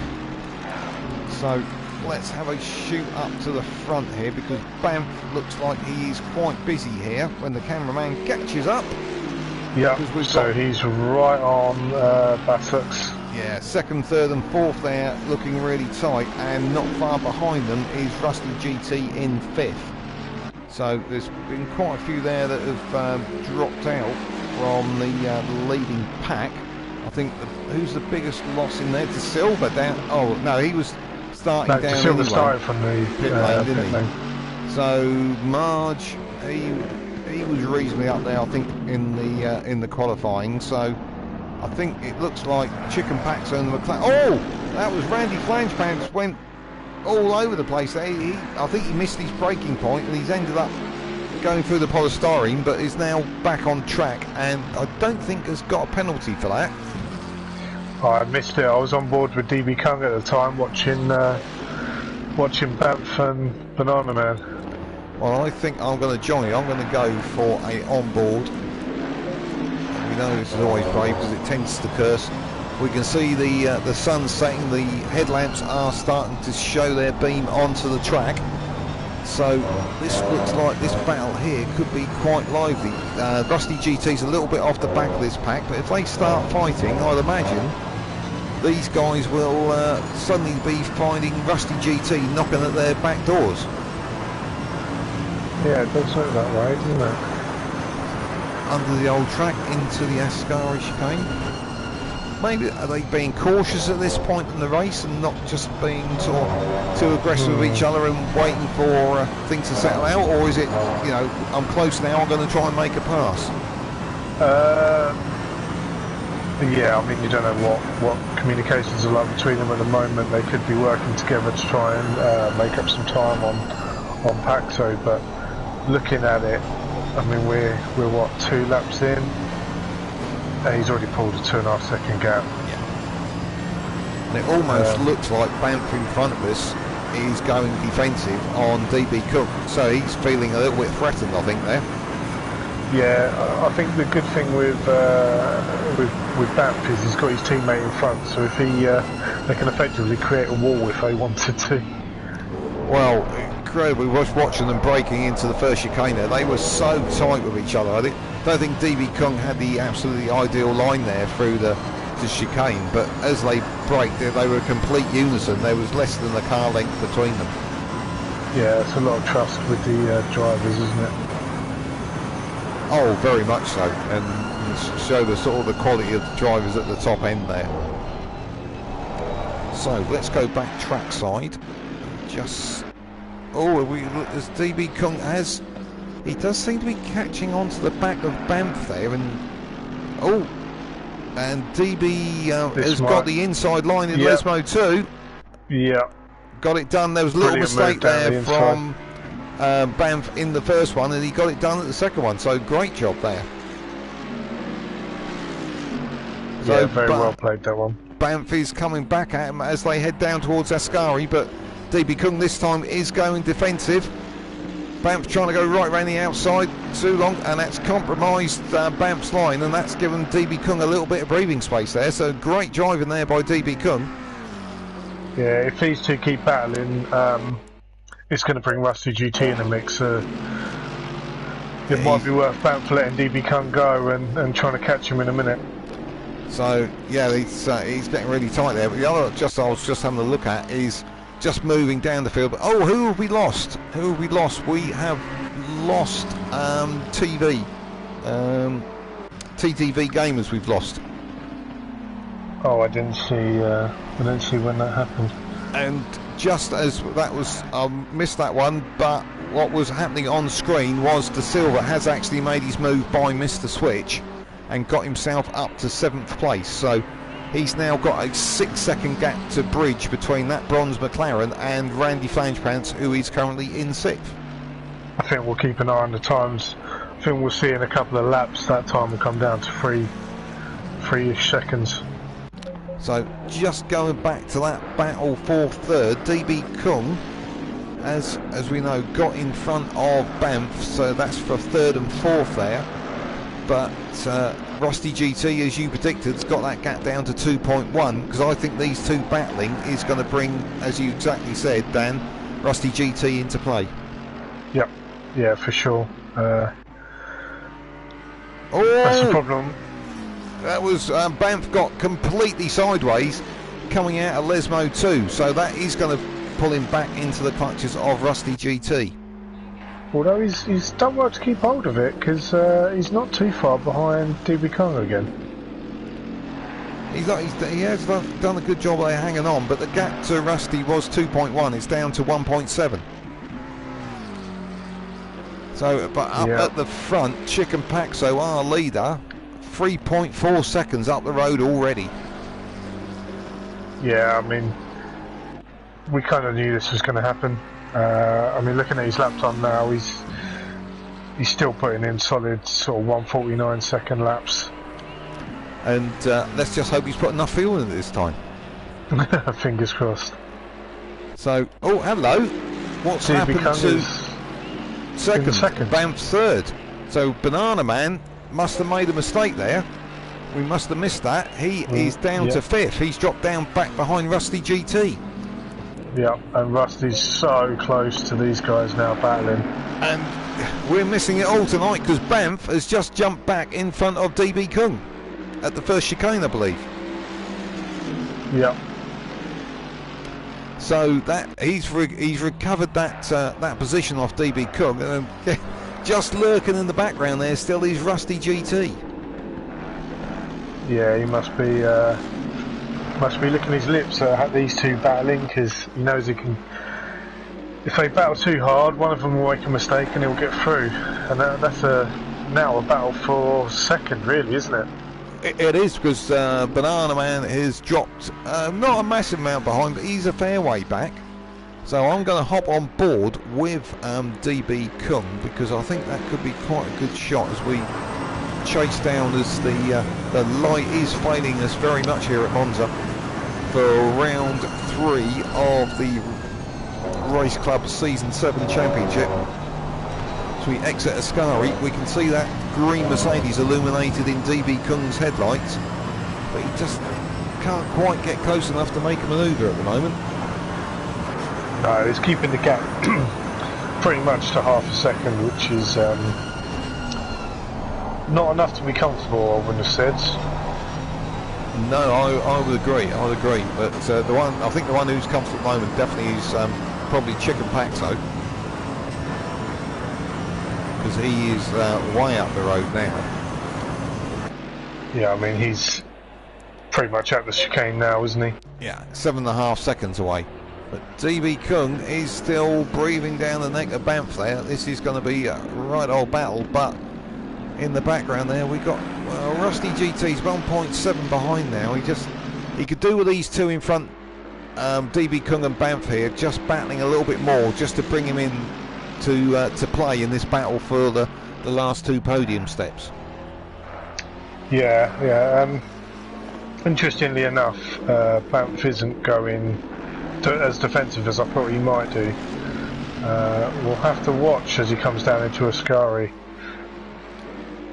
Well, my preferred place to have a go normally is into that first chicane, and obviously these cars should be fairly balanced in performance. They're obviously, I would guess, different setups, but that first chicane is the one where you get that good run out of Parabolica. You can get that draft down the main straight and get down the inside of that first chicane. Yeah, but then it's a battle of who's braver on the brakes, and it's not always the battle I want to try. Just straight through the polystyrene blocks. Don't lose too much. Don't gain too much time, and do it that way. Oh no! DB Kung has made that mistake that Rusty GT's been waiting for, and Rusty GT sweeps around the outside of the grey Mercedes, overtaking the blue one of DB Kung. So Rusty GT back up to 3rd spot again. Yeah, that was exactly what he wanted to see. Just obviously DB Kung was pushing that a little bit too hard, wasn't he? Yeah, I mean that's what's going to happen when you're chasing that close, is these little tiny mistakes where you overdrive the car to try and get through, and yeah, it's easy to make those type of mistakes. Well, the one who could be coming, who got on screen at the moment, is Banana Man 3000, because he obviously had that problem earlier where he dropped back. We didn't quite see what happened, but he's now only 3 seconds behind DB Kung, so with a few clean laps he could be cruising up on the back of DB Kung, having to go for that 4th place. Yeah, for sure.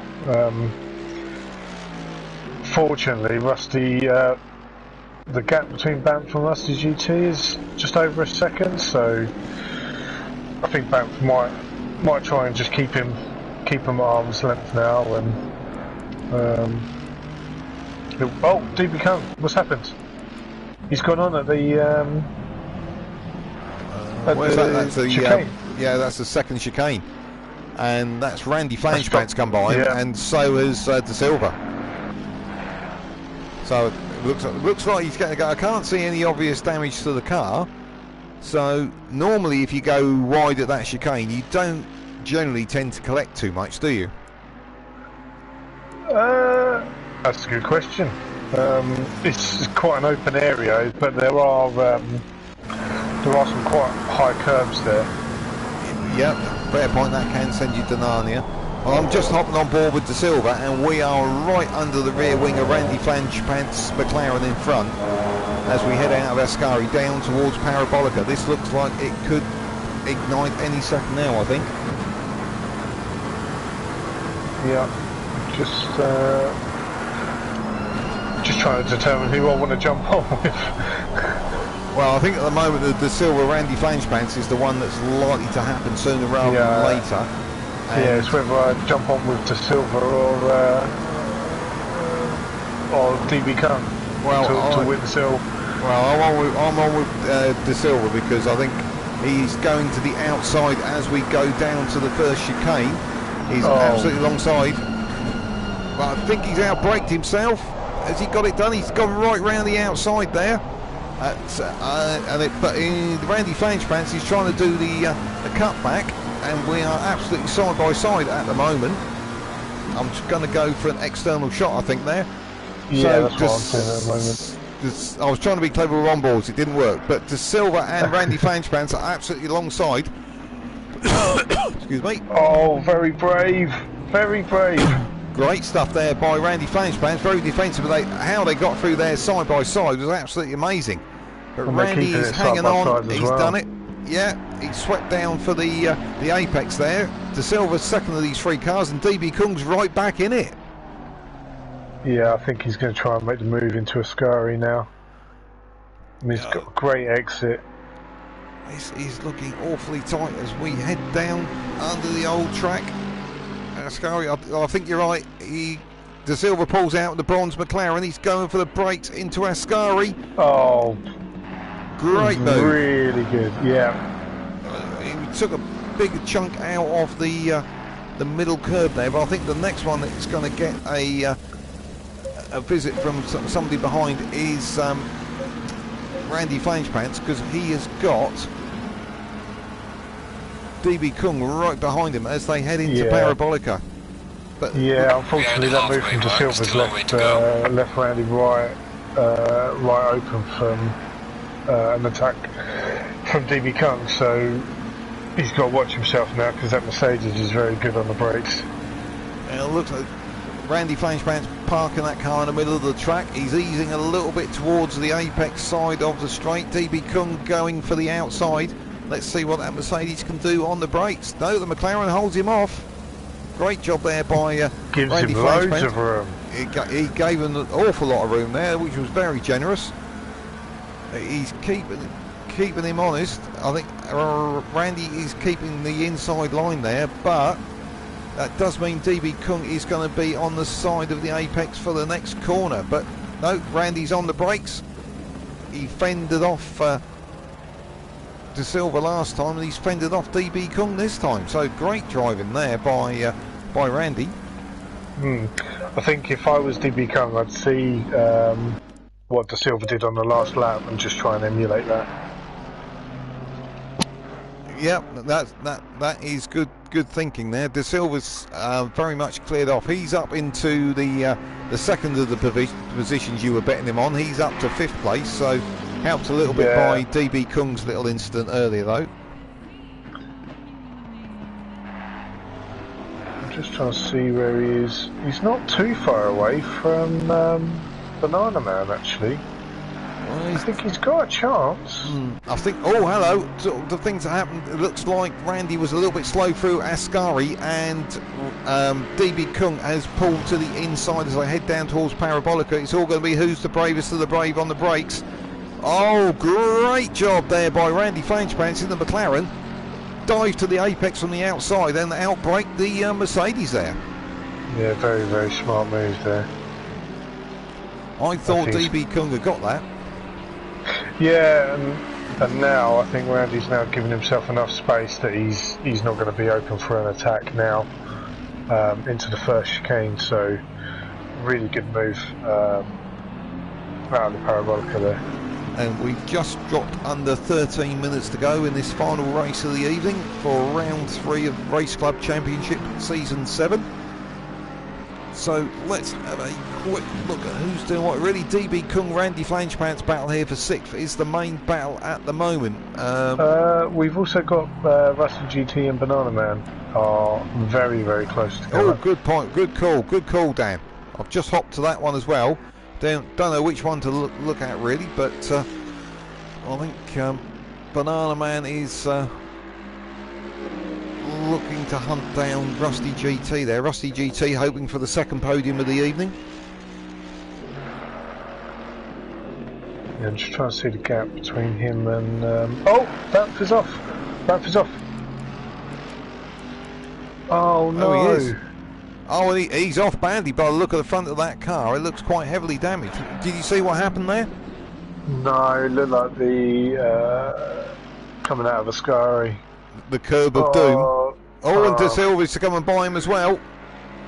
Big damage to the front of that Mercedes of Banana Man's, the green car with the bonnet half open. I don't know if he's going to have to go for a repair, or is he going to try and battle it out to the end. I think probably he's going to have to go, yeah, he's going to have to go for a repair. He's going so slowly. Yeah, he's into the pit lane there. Oh, so that's De Silva up to 4th. Well, that's where I placed him. Well, I do believe you had a spread bet there, Dan. You said 4th or 5th. I suppose. I had a 1 in 5th chance. I was giving myself as better odds as I could. Randy's outbraked himself at the end of the main straight into the first chicane. He's gone straight. Now I'm sure he will. Oh no, he's come back on behind DB Kung. So DB Kung is up to 5th. Randy Flangepants down to 6th. And Rusty GT has been over. Oh, it all happened at once there. Rusty GT has been overtaken by Banana Man. Yeah, that's really unfortunate. I didn't actually see what happened there. No, unfortunately the replay options on this aren't great. The one thing I will give GT7, it was always very good with replays, so Unfortunately, we missed it on that occasion. So, but Banana Man there has got himself up to second place. Rusty in third. I think with just 10 minutes to go, I think they are clear enough of De Silva not to come under threat. Unfortunately, it looks like Randy Flangepants down the McLaren. He's dropping away from the back of DB Kung. He did do a sterling job of holding him up there for quite a few laps and fending him off. But DB Kung got through when Randy made that mistake at the first chicane.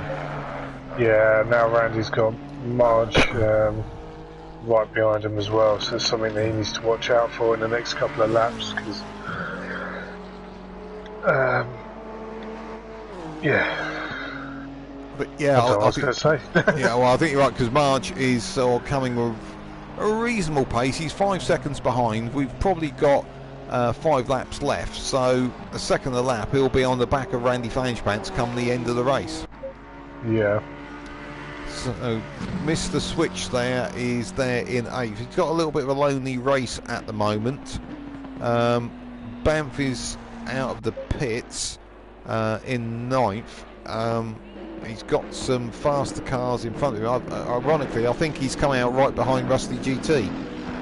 So I think you're right, yeah. So he'll be keeping pace with those, but the car in front of him is Mr. Switch, who's just gone across the start-finish line. So he's got a long way to go to claw anything back on there. And at the moment, Waterskin, our last runner on the track at the moment, is actually in the pits. Yeah, I haven't seen how long he's only, looks like on my screen he's only been in there a lap, so yeah, hopefully it's just for repairs. So they seem to have all split out since they're seemed like everyone had a chop and change around and then split out.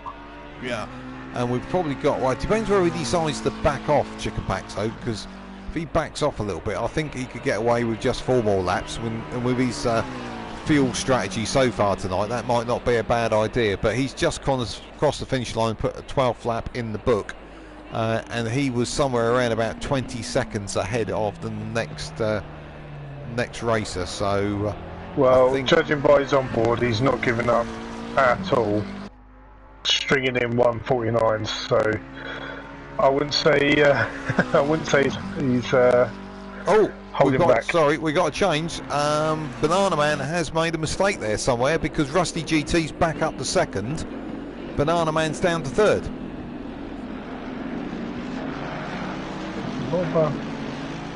We keep missing things tonight. First? So I'm pretty sure, hadn't Banana Man got by Rusty GT? I thought he was a couple of seconds behind. Yeah, he had. I didn't realise they were close enough to. Well, Banana Man's cool. Is he cool? There's two Mercs very close together, and it's throwing me off. Yeah, well, I think the problem we got is the other Mercedes, which is Banff, because Banana Man's third. He's just between the two Lesmos, and just in front of him is Rusty G. Yes, he got Rusty GT and then Banff. Yeah, so Banff, I imagine, will be jumping out of the way to let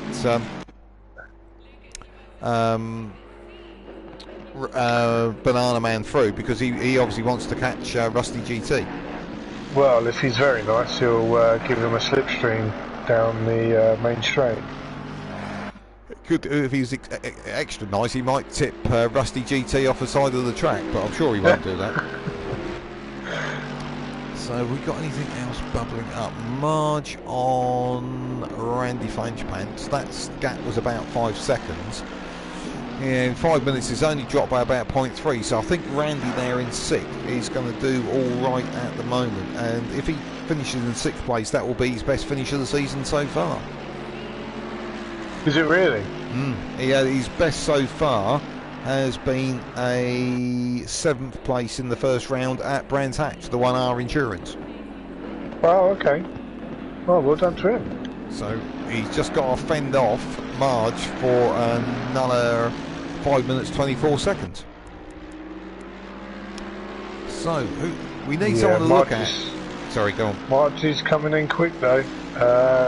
under 4 seconds now. Oh, he has trimmed it a little bit. Let's go back and have a look at him. He's just coming in to the first chicane. The only one deciding to have a go there tonight in the Honda.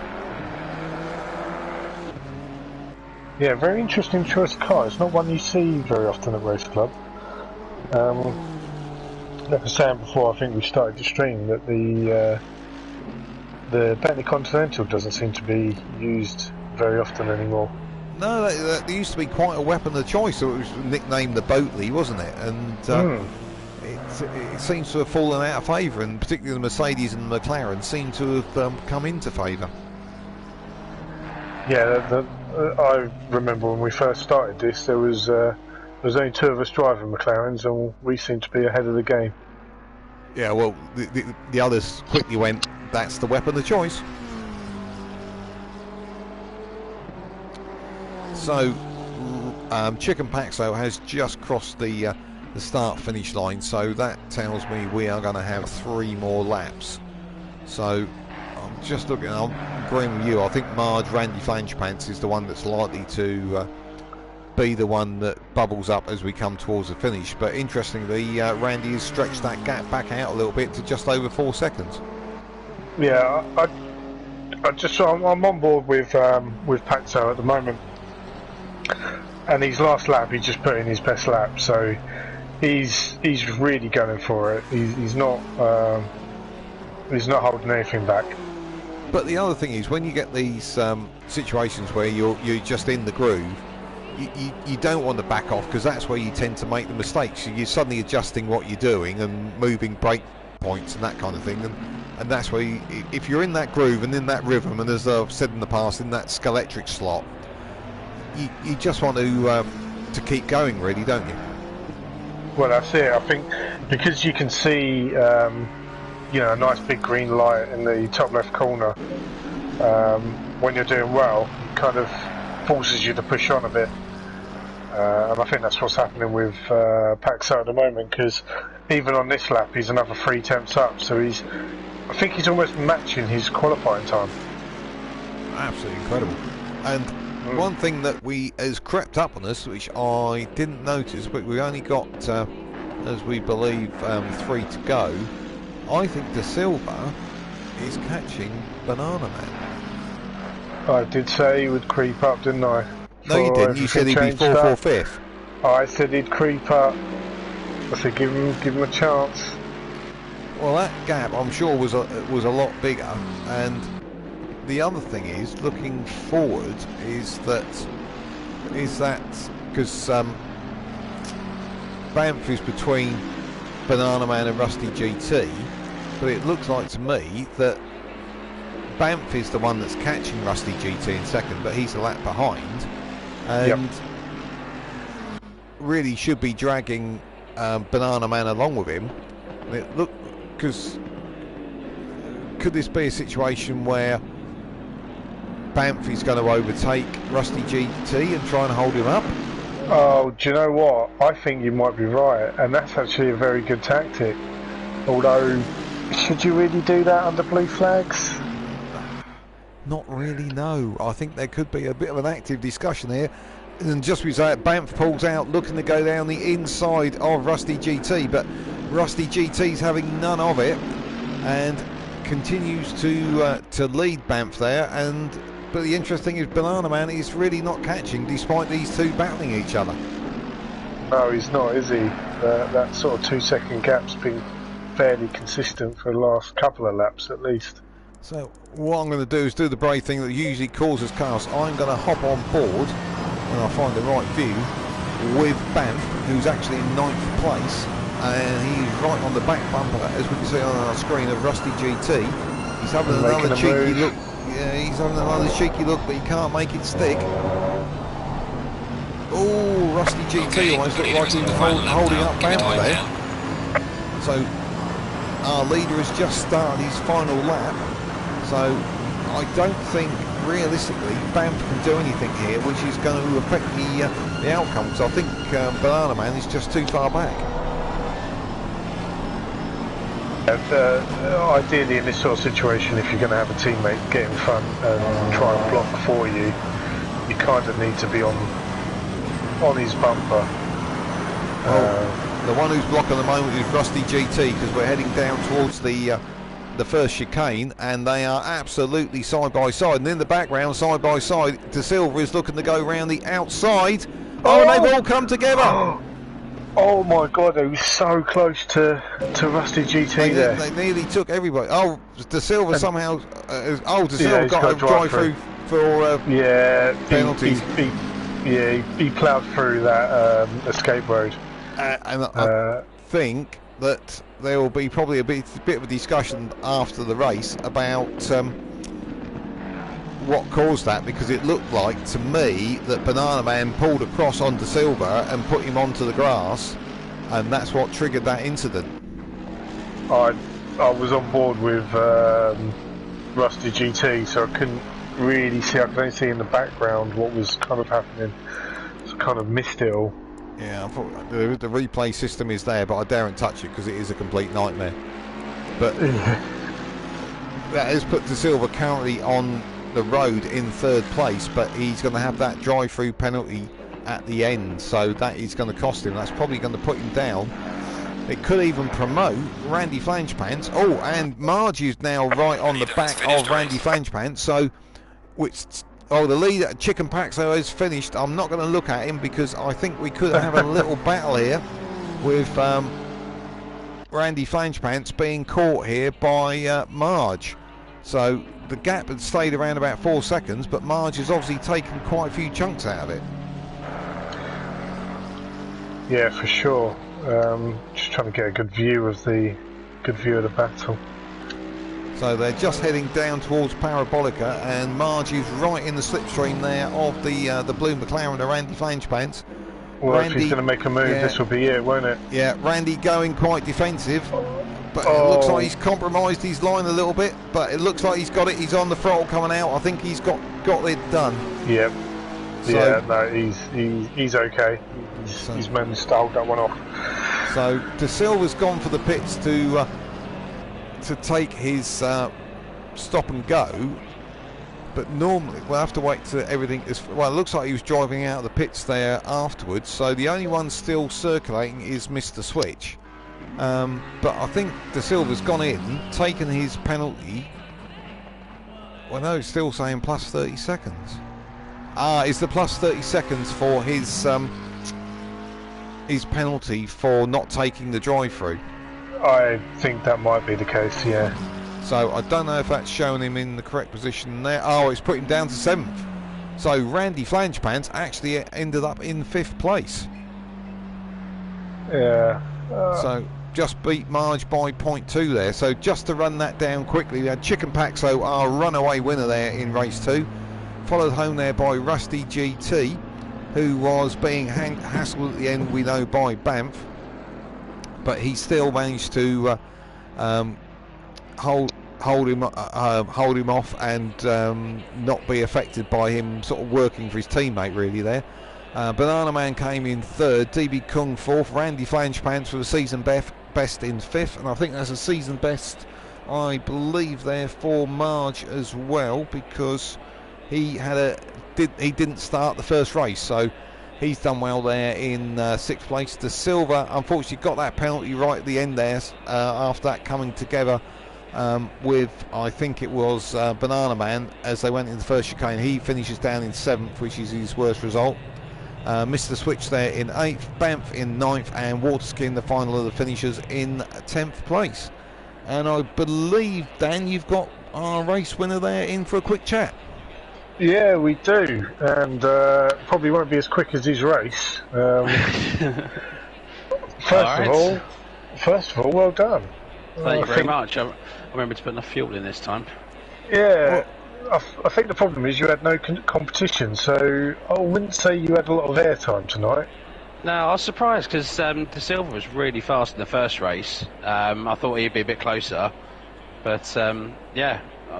It was, I don't want to say it was easy. I managed to set myself a target of trying to get into the 148s by the end of the race, and I managed it with a 48.8, I think. So, yeah. I did hop on board with you a couple of times when we were sort of saying, is he going to take it easy and calm down? And every time I switched to you, it was a new fastest lap. So I thought, no, he's not holding back. He's definitely giving it a go. Yeah, I think there was a spate of about 5 laps consecutively where I hit fastest lap after fastest lap after fastest lap. And I was like, oh, I can keep this up, I think. But it was still fairly comfortable. It wasn't on a ragged edge anywhere either. But I think the setup was just absolutely spot on for the car. So and having enough fuel also does help. Yeah. And the other thing was that everyone else behind you just seemed to throw themselves into the barrier. Yeah, I saw that there was a couple of things going on. I was just like, okay, they've disappeared, right? They've disappeared, right? They've disappeared, okay, and they've disappeared. Yeah. So yeah, That's pretty much it. From what I can see on some of the times, there's a bit of sort of close action behind me though. So I'm not surprised if you didn't look at me that much this evening. Yeah, you need to back off a bit. I can't promise. You know, it's never boring winning a race. I'm not going to lie. No, I'm sure not. There was a couple of really good battles going on behind you, and even right till the very end, you were still getting some close competition, which was nice to see. Awesome. Good stuff. Brilliant. Yeah. Great. Cool. Well, thank you very much, Ben, and hopefully we'll speak to you again next week. Absolutely. Imola next week for a 20-minute race and then a 40-minute race as well. So that should be some good fun. So no, thanks for doing the comms again, guys. Awesome stuff, and I shall speak to you later. Okay, cheers, Ben. Later. See that, guys. Well, great couple of races we had there tonight, Dan. Bit of a mix-up with more track incidents than I think we've had in the whole rest of the season so far. So it's sort of mixed up the result a little bit, which is quite good for the Yeah, for sure. Like a few people, managed to get in. I mean, Mr. Switch, I think, got a really decent first race. Had a really decent first race. So did De Silva, managing to capitalise on Paxo's fuel calculation. Yeah, it's just a shame it didn't work out for him in the second race with the drive-through. 30 seconds took off. I mean, it put him down for 3-4 spaces. Yeah. So that's quite unfortunate. Not too sure how that happened. It looked like a missed braking point on the first chicane, and if he's flown through all the polystyrene boards, it's understandable that he's going to get the penalty, really. Yeah, and you've got to try and shake off as much time there as you possibly can. Yeah, for sure. So, right, well, another great race, and as Ben mentioned, we are off to Kyalami next week. So, thank you everybody who's watched us tonight, listened in, and contributed to the chat. It's all appreciated, and I hope you're clicking those like and subscribe buttons because it really helps us out. Any final words from you, Dan? Not from me. See you later. Good night, everyone.